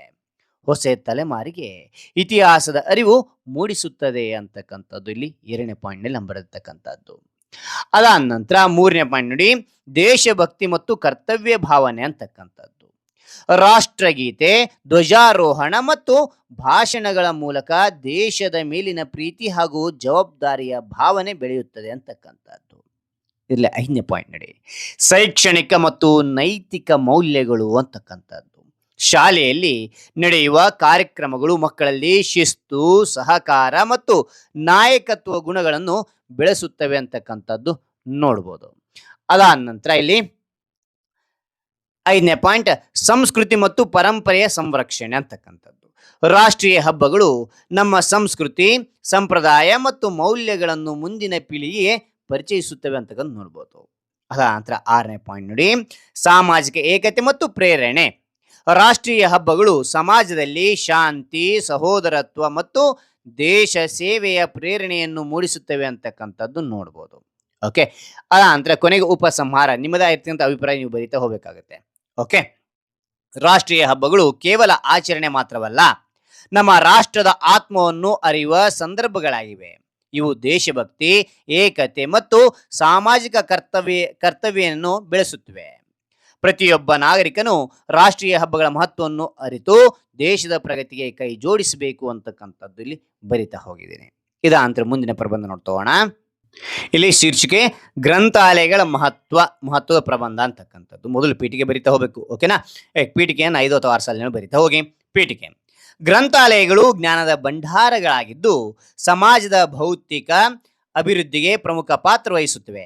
ಪುಸ್ತಕಗಳು, ಪತ್ರಿಕೆಗಳು ಮತ್ತು ಇತರ ಮಾಹಿತಿಯ ಮೂಲಗಳ ಮೂಲಕ ಗ್ರಂಥಾಲಯಗಳು ಮಾನವನ ಜ್ಞಾನಾರ್ಜನೆಗೆ ದಾರಿ ಮಾಡಿಕೊಡುತ್ತವೆ. ವಿದ್ಯಾರ್ಥಿಗಳು, ಶಿಕ್ಷಕರು ಹಾಗೂ ಸಾಮಾನ್ಯ ಜನರಿಗೆ ಗ್ರಂಥಾಲಯಗಳು ಅಮೂಲ್ಯ ಸಂಪತ್ತಾಗಿವೆ ಅಂತಕ್ಕಂಥದ್ದು ನಾನು ಪೀಠಿಕೆಯಲ್ಲಿ ಬರಿತಾ ಹೋಗಿದ್ದೀನಿ. ನಿಮಗೆ ಹೆಚ್ಚಿನ ಒಂದು ಮಾಹಿತಿ ಗೊತ್ತಿದೆ, ಹೆಚ್ಚಿನ ಒಂದು ಮಾಹಿತಿ ಕೂಡ ನೀವು ಬರಿತಾಗಿ 1 ಅಥವಾ 2 ಸಾಲ ಜಾಸ್ತಿ ಮಾಡ್ತಾ ಹೋಗಿ. ಆ ನಂತರ ವಿವರಣೆ. ಇಲ್ಲಿ ನಮಗೆ ಪಾಯಿಂಟ್ ವೈಸ್ ನಾನು ತಿಳಿಸಿದ್ದೀನಿ, ನಿಮಗೆ ನೆನಪಿಡಲಿಕ್ಕೆ ಸುಲಭ ಆಗುತ್ತೆ, ಪಾಯಿಂಟ್ ಕೂಡ ಚೆನ್ನಾಗಿ ಬರುತ್ತವೆ ಸ್ಕೋರ್ ಅಂತಕ್ಕಂಥದ್ದು ಅಲ್ಲಿ ಹೇಳ್ತಾ ಮೊದಲನೇ ಪಾಯಿಂಟ್ ವಿವರಣೆಯಲ್ಲಿ ಜ್ಞಾನ ವೃದ್ಧಿಗೆ ಮೂಲ ಕೇಂದ್ರ. ಗ್ರಂಥಾಲಯಗಳು ವಿವಿಧ ವಿಷಯಗಳ ಪುಸ್ತಕಗಳನ್ನು ಒದಗಿಸಿ ವ್ಯಕ್ತಿಯ ಜ್ಞಾನವನ್ನು ವಿಸ್ತಾರಗೊಳಿಸುತ್ತವೆ ಅಂತಕ್ಕಂಥ ನೋಡ್ಬೋದು. ಎರಡನೇ ಪಾಯಿಂಟ್, ಓದುವ ಅಭ್ಯಾಸ ಬೆಳೆಸುವಿಕೆ. ನಿಯಮಿತವಾಗಿ ಗ್ರಂಥಾಲಯಕ್ಕೆ ಭೇಟಿ ನೀಡುವುದರಿಂದ ಓದುವ ಹವ್ಯಾಸ ಬೆಳೆದು ಬುದ್ಧಿವಂತಿಕೆ ಹೆಚ್ಚಾಗುತ್ತದೆ ಅಂತ ನೋಡ್ಬೋದು. ಮೂರನೇ ಪಾಯಿಂಟ್, ವಿದ್ಯಾರ್ಥಿಗಳ ಶಿಕ್ಷಣಕ್ಕೆ ಸಹಾಯಕ. ಪಠ್ಯ ಪುಸ್ತಕಗಳ ಜೊತೆಗೆ ಉಲ್ಲೇಖ ಗ್ರಂಥಗಳು, ಸ್ಪರ್ಧಾತ್ಮಕ ಪರೀಕ್ಷೆಗಳ ಪುಸ್ತಕಗಳು ವಿದ್ಯಾರ್ಥಿಗೆ ಬಹಳ ಉಪಯುಕ್ತ ಅಂತಕ್ಕಂಥದ್ದು ಇಲ್ಲಿ 3ನೇ ಪಾಯಿಂಟ್ ನಲ್ಲಿ ತಿಳಿಸ್ತಾ ಇದ್ದೇನೆ. ಅದಾದ ನಂತರ 4ನೇ ಪಾಯಿಂಟ್ ಏನ್ ಕೊಟ್ಟಿದ್ದಾರೆ ಅಂತ ನೋಡಿದ್ರೆ ಇಲ್ಲಿ ಸ್ವಯಂ ಅಧ್ಯಯನ ಮತ್ತು ಸಂಶೋಧನೆಗೆ ಉತ್ತೇಜನ ಅಂತಕ್ಕಂಥದ್ದು. ಗ್ರಂಥಾಲಯಗಳು ಸ್ವತಂತ್ರವಾಗಿ ಕಲಿಯುವ ಮನೋಭಾವವನ್ನು ಬೆಳೆಸುತ್ತವೆ ಮತ್ತು ಸಂಶೋಧನೆಗೆ ನೆರವಾಗುತ್ತವೆ ಅಂತಕ್ಕಂಥ ನೋಡಬಹುದು. 5ನೇ ಪಾಯಿಂಟ್ ಸಾಮಾಜಿಕ ಮತ್ತು ಸಾಂಸ್ಕೃತಿಕ ಬೆಳವಣಿಗೆ. ಗ್ರಂಥಾಲಯವು ಜ್ಞಾನ ಹಂಚಿಕೆಯ ಮೂಲಕ ಸಾಮಾಜಿಕ, ಭೌತಿಕ ಹಾಗೂ ಸಾಂಸ್ಕೃತಿಕ ಮಟ್ಟವನ್ನು ಹೆಚ್ಚಿಸುತ್ತವೆ ಅಂತ ನೋಡಬಹುದು. 6ನೇ ಪಾಯಿಂಟ್ ಶಾಂತ ಮತ್ತು ಶಿಸ್ತಿನ ವಾತಾವರಣ ಅಂತಕ್ಕಂಥದ್ದು. ಗ್ರಂಥಾಲಯಗಳು ಮನಸ್ಸಿಗೆ ಶಾಂತಿ ನೀಡುವ, ಏಕಾಗ್ರತೆಯನ್ನು ಹೆಚ್ಚಿಸುವ ಸ್ಥಳಗಳಾಗಿವೆ. ಸಾಂಸ್ಕೃತಿಕ ಅರಿವು ಮೂಡಿಸುವಲ್ಲಿ ಮಹತ್ವ ಪಾತ್ರ ವಹಿಸುತ್ತವೆ ಅಂತಕ್ಕಂಥದ್ದು ನೋಡ್ಬೋದು. ಓಕೆ, ಅದಾದ ನಂತರ ಇಲ್ಲಿ 7ನೇ ಪಾಯಿಂಟ್ ನೋಡಿದರೆ ಶಾಂತ ಮತ್ತು ಶಿಸ್ತಿನ ವಾತಾವರಣ. ಗ್ರಂಥಾಲಯಗಳು ಮನಸ್ಸಿಗೆ ಶಾಂತಿ, ಓದುವ ಏಕಾಗ್ರತೆ, ಉತ್ತಮ ಅಧ್ಯಯನಕ್ಕೆ ಸಹಕಾರಿಯಾಗುತ್ತದೆ ಅಂತಕ್ಕಂಥದ್ದು ನೋಡಿದರೆ ಇಲ್ಲಿ 7 ಪಾಯಿಂಟ್ಗಳು ಕೊಟ್ಟಿದ್ದೀನಿ. ಇದರಲ್ಲಿ 5 ಅಥವಾ 6 ಪಾಯಿಂಟ್ ಬರೀತಾ ಹೋಗಿ, ನಿಮಗೆ ಯಾವ ಸುಲಭವಾಗುತ್ತೆ ಅದು. ಉಪಸಂಹಾರ ಅಂತಕ್ಕ ನಿಮ್ಮದಾಗಿರ್ತಕ್ಕಂಥ ಅಭಿಪ್ರಾಯ ಬರಿತಾ ಹೋಗಬೇಕಾಗುತ್ತೆ. ನಾನು 3 ಸಾಲ ಬರ್ತೀನಿ ಅಥವಾ 4-5 ಸಾಲ ಬರಿತಾ ಹೋಗಿ ಇಷ್ಟು ಬರೆದ್ರು ಸಾಕು. ಓಕೆ, ಗ್ರಂಥಾಲಯಗಳು ವ್ಯಕ್ತಿಯ ಜೀವನವನ್ನು ಬೆಳೆಸುವ ದೀಪಗಳಾಗಿವೆ. ಇವು ಶಿಕ್ಷಣ, ಸಂಸ್ಕೃತಿ ಮತ್ತು ಜ್ಞಾನ ವಿಕಾಸಕ್ಕೆ ಅತ್ಯಂತ ಅಗತ್ಯ. ಒಳ್ಳೆಯ ಪುಸ್ತಕ ಓದಿದರೆ ಒಳ್ಳೆಯ ಬದುಕು ಕಟ್ಟಬಹುದು ಅಂತಕ್ಕಂಥದ್ದನ್ನು ಇಲ್ಲಿ ತಿಳಿಸ್ತಾ ಹೋಗಿದ್ದೀನಿ. Okay, right. ಇನ್ನೊಂದು ಪ್ರಬಂಧ ನೋಡ್ತಾ ಹೋಗೋಣ. ಸಾಮಾಜಿಕ ಪಿಡುಗುಗಳು ಅಂತ ಹೇಳಿ ಇಲ್ಲಿ ಪೀಠಿಕೆ. ಸಮಾಜದ ಅಭಿವೃದ್ಧಿಗೆ ಅಡ್ಡಿಯಾಗುವ ಕೆಟ್ಟ ಆಚರಣೆಗಳು ಮತ್ತು ದುಷ್ಪ್ರವೃತ್ತಿಗಳನ್ನು ಸಾಮಾಜಿಕ ಪಿಡುಗುಗಳು ಎಂದು ಕರೆಯಲಾಗುತ್ತದೆ. ಇವು ಮಾನವನ ಜೀವನ, ಕುಟುಂಬ ಮತ್ತು ಸಮಾಜದ ಶಾಂತಿಯನ್ನು ಹಾಳು ಮಾಡುತ್ತವೆ. ಮದ್ಯಪಾನ, ಧೂಮಪಾನ, ಜೂಜಾಟ, ಬಾಲ್ಯ ವಿವಾಹ, ವರದಕ್ಷಿಣೆ, ಅಸ್ಪೃಶ್ಯತೆ ಮುಂತಾದ ಪ್ರಮುಖ ಸಾಮಾಜಿಕ ಪಿಡುಗುಗಳಾಗಿವೆ. ಇವು ಸಮಾಜದ ಪ್ರಗತಿಗೆ ದೊಡ್ಡ ಅಡ್ಡಿಯಾಗಿದೆ ಅಂತಕ್ಕಂಥದ್ದು ಇಲ್ಲಿ ನಾನು ಪೀಠಿಕೆಗಳನ್ನು ಬರಿತಾ ಹೋಗಿ, ನಿಮಗೆ ಹೆಚ್ಚಿನ ಮಾಹಿತಿ ಗೊತ್ತಿದ್ರೆ ಹೆಚ್ಚಿನ ಮಾಹಿತಿ ಕೂಡ ನೀವು ಬರಿತಾ ಹೋಗಿ. ಓಕೆ, ಅದ ನಂತರ ಇಲ್ಲಿ ವಿವರಣೆ ನೋಡ್ತಾ ಹೋಗೋಣ. ವಿವರಣೆ ನೋಡಿದ್ರೆ ವಿವರಣೆ 1ನೇ ಪಾಯಿಂಟ್ ನಿಮಗೆ ತಿಳಿಸ್ತಾ ಹೋಗ್ತೇನೆ. ಮದ್ಯಪಾನವು ವ್ಯಕ್ತಿಯ ಆರೋಗ್ಯವನ್ನು ಹಾಳು ಮಾಡುತ್ತದೆ. ಕುಟುಂಬದಲ್ಲಿ ಕಲಹ ಅಂದ್ರೆ ಜಗಳ ಅಂತೇಳಿ ಉಂಟು ಮಾಡಿ ಆರ್ಥಿಕ ಸಮಸ್ಯೆಗಳಿಗೆ ಕಾರಣವಾಗ್ತದೆ. ಹಿಂಗೆ ಮದ್ಯಪಾನಕ್ಕಾದ್ರಿಗಿನ ಆರ್ಥಿಕ ಸಮಸ್ಯೆ, ಹಣ ಇಲ್ದಂಗೆ ಆಗ್ತದೆ ಅಂತಕ್ಕಂಥದ್ದು. 2ನೇ ಪಾಯಿಂಟ್ ಧೂಮಪಾನ ಮತ್ತು ಮಾದಕ ವಸ್ತುಗಳ ಸೇವನೆ ಅಂತಕ್ಕಂಥದ್ದು. ಧೂಮಪಾನ ಮತ್ತು ಗಾಂಜಾ, ಡ್ರಗ್ಸ್ ಮುಂತಾದ ಮಾದಕ ವಸ್ತುಗಳ ಯುವ ಜನರ ಭವಿಷ್ಯವನ್ನು ನಾಶ ಮಾಡುತ್ತವೆ. ಆರೋಗ್ಯದ ಮೇಲೂ ಕೆಟ್ಟ ಪರಿಣಾಮ ಬೀರುತ್ತವೆ ಅಂತ ನೋಡ್ಬೋದು. Okay, right. 3ನೇ ಪಾಯಿಂಟ್ ನೋಡಿ, ವರದಕ್ಷಿಣೆ ಪದ್ಧತಿ. ಮಗಳ ಮನೆಯವರಿಂದ ಹಣ ಅಥವಾ ಮತ್ತು ವಸ್ತುಗಳನ್ನು ಬೇಡುವುದು ವರದಕ್ಷಿಣೆ. ಓಕೆನಾ, ಮಗಳ ಕಡೆಯಿಂದ ಅಂದ್ರೆ ಹೆಣ್ಣಿನ ಕಡೆಯಿಂದ ಹಣ ಮತ್ತು ವಸ್ತುಗಳನ್ನು ಇಸ್ಕೊಳ್ಳೋದೇ ವರದಕ್ಷಿಣೆ ಅಂತೇಳಿ. ಇದರಿಂದ ಮಹಿಳೆಯರ ಮೇಲೆ ಹಿಂಸೆ ಹೆಚ್ಚಾಗುತ್ತದೆ ಅಂತಕ್ಕಂಥ ನೋಡ್ಬೋದು. ಓಕೆ, ಅದಾದ ನಂತರ ಇಲ್ಲಿ 4ನೇ ಪಾಯಿಂಟ್ ಬಾಲ್ಯ ವಿವಾಹ ಅಂತಕ್ಕಂಥದ್ದು. ಕಡಿಮೆ ವಯಸ್ಸಿನ ಮಕ್ಕಳ ವಿವಾಹವು ಅವರ ಶಿಕ್ಷಣ ಮತ್ತು ಆರೋಗ್ಯದ ಮೇಲೆ ದುಷ್ಪರಿಣಾಮ ಬೀರುತ್ತದೆ ಅಂತಕ್ಕಂಥ ನೋಡ್ಬೋದು. ಓಕೆ, ಬಾಲ್ಯ ವಿವಾಹ ಆದ ನಂತರ ಇಲ್ಲಿ 5ನೇ ಪಾಯಿಂಟ್ ಅಂಧಶ್ರದ್ಧೆ. ವಿಜ್ಞಾನವನ್ನು ನಂಬದೆ ಮೂಢನಂಬಿಕೆಗಳನ್ನು ಅನುಕರಿಸುವುದು ಅಂಧಶ್ರದ್ಧೆ. ಇದು ಸಮಾಜದ ಅಭಿವೃದ್ಧಿಯನ್ನು ಕುಂಠಿತಗೊಳಿಸುತ್ತದೆ ಅಂತ ನೋಡ್ಬೋದು. ಅಸ್ಪೃಶ್ಯತೆ ಅಂತಕ್ಕಂಥದ್ದು. ಜಾತಿ ಆಧಾರದ ಮೇಲೆ ಮನುಷ್ಯರನ್ನು ಬೇರ್ಪಡಿಸುವುದು ಅಸ್ಪೃಶ್ಯತೆ. ಇದು ಮಾನವೀಯತೆ ವಿರೋಧವಾದ ಪದ್ಧತಿ ಅಂತ ನೋಡ್ಬೋದು. ಆ ನಂತರ 7ನೇ ಪಾಯಿಂಟ್ ಜೂಜಾಟ ಹಣ ಮತ್ತು ಸಮಾಜದ ನಷ್ಟಕ್ಕೆ ಕಾರಣವಾಗುತ್ತದೆ. ಕುಟುಂಬದ ಶಾಂತಿ ಹಾಳಾಗುತ್ತದೆ ಅಂತಕ್ಕಂಥದ್ದು ನೋಡ್ಬೋದು. ಅದ ನಂತರ 8ನೇ ಪಾಯಿಂಟ್ ಇದೆ ನಿವಾರಿಸುವ ಮಾರ್ಗ ಅಂತಕ್ಕಂಥದ್ದು. ಶಿಕ್ಷಣದ ಬಗ್ಗೆ ಮಹತ್ವ ನೀಡುವುದು, ಜನರಲ್ಲಿ ಜಾಗೃತಿ ಮೂಡಿಸಬೇಕು, ಕಾನೂನು ಕಟ್ಟುನಿಟ್ಟಾಗಿ ಜಾರಿಗೆ ತರಬೇಕು ಅಂತಕ್ಕಂಥ ನೋಡ್ಬೋದು. 7 ಪಾಯಿಂಟ್ಗಳಲ್ಲಿ ನೀವು 5 ಪಾಯಿಂಟ್ಗಳನ್ನು ಚೆನ್ನಾಗಿ ಪರ್ಫೆಕ್ಟ್ ಆಗಿ ನಿವಾರಣೆ ಕ್ರಮಗಳು ಬರೆದ್ರೆ ಚೆನ್ನಾಗಿರುತ್ತೆ. ಓಕೆನಾ, ಆ ನಂತರ ಉಪಸಂಹಾರ ನಿಮ್ಮದಾಗಿರ್ತಕ್ಕಂಥ ಅಭಿಪ್ರಾಯ ತಿಳಿಸ್ಕೋಬೇಕಾಗುತ್ತೆ. ಸಾಮಾಜಿಕ ಪಿಡುಗುಗಳು ಸಮಾಜ ಶತ್ರುಗಳಾಗಿವೆ. ಇವುಗಳನ್ನು ನಿರ್ಮೂಲನೆ ಮಾಡಲು ಪ್ರತಿಯೊಬ್ಬ ನಾಗರಿಕರು ಕೈ ಜೋಡಿಸಬೇಕು. ಉತ್ತಮ ಶಿಕ್ಷಣ, ಜಾಗೃತಿ ಮತ್ತು ಸತ್ಸಂಸ್ಕಾರಗಳಿಂದ ಮಾತ್ರ ಆರೋಗ್ಯಕರ ಮತ್ತು ಸುಂದರ ಸಮಾಜವನ್ನು ನಿರ್ಮಿಸಬಹುದು ಅಂತಕ್ಕಂಥದ್ದು ನಾನು ಇಲ್ಲಿ ಬರೀತಾ ಹೋಗಿದ್ದೀನಿ. ಓಕೆನಾ, ರೈಟ್. ಇಲ್ಲಿಗೆ 3 ಪ್ರಬಂಧಗಳು ನಾನು ತೋರಿಸಿದ್ದೀನಿ. ಓಕೆನಾ, ಹಾಗಾದ್ರೆ ಈ ಎಲ್ಲ ವಿವರಣೆ ಅಂತಕ್ಕಂಥದ್ದು ಇಷ್ಟವಾಯ್ತಾ? ಇಷ್ಟವಾದ್ರೆ ಒಂದು ಲೈಕ್, ನೀವು ಒಂದು ಲೈಕ್ ಅನೇಕ ವಿಡಿಯೋದಲ್ಲಿ ಪ್ರೋತ್ಸಾಹ ತುಂಬಾ ಸಿಗುತ್ತೆ. ಇನ್ನೊಬ್ರಿಗೂ ಶೇರ್ ಮಾಡಿ ಸಾಧ್ಯ ಇಂತ ಅನೇಕ ವಿಡಿಯೋಗಳ ಚಾನಲ್ ಸಬ್ಸ್ಕ್ರೈಬ್ ಆಗಿ. ಮತ್ತೊಂದು ಹೊಸ ವಿಷಯದೊಂದಿಗೆ ಮತ್ತೊಂದು ಹೊಸ ವಿಡಿಯೋದಿಂದ ಬಿಡೋಣ. Thank you for watching. Bye bye ಮಕ್ಕಳೇ.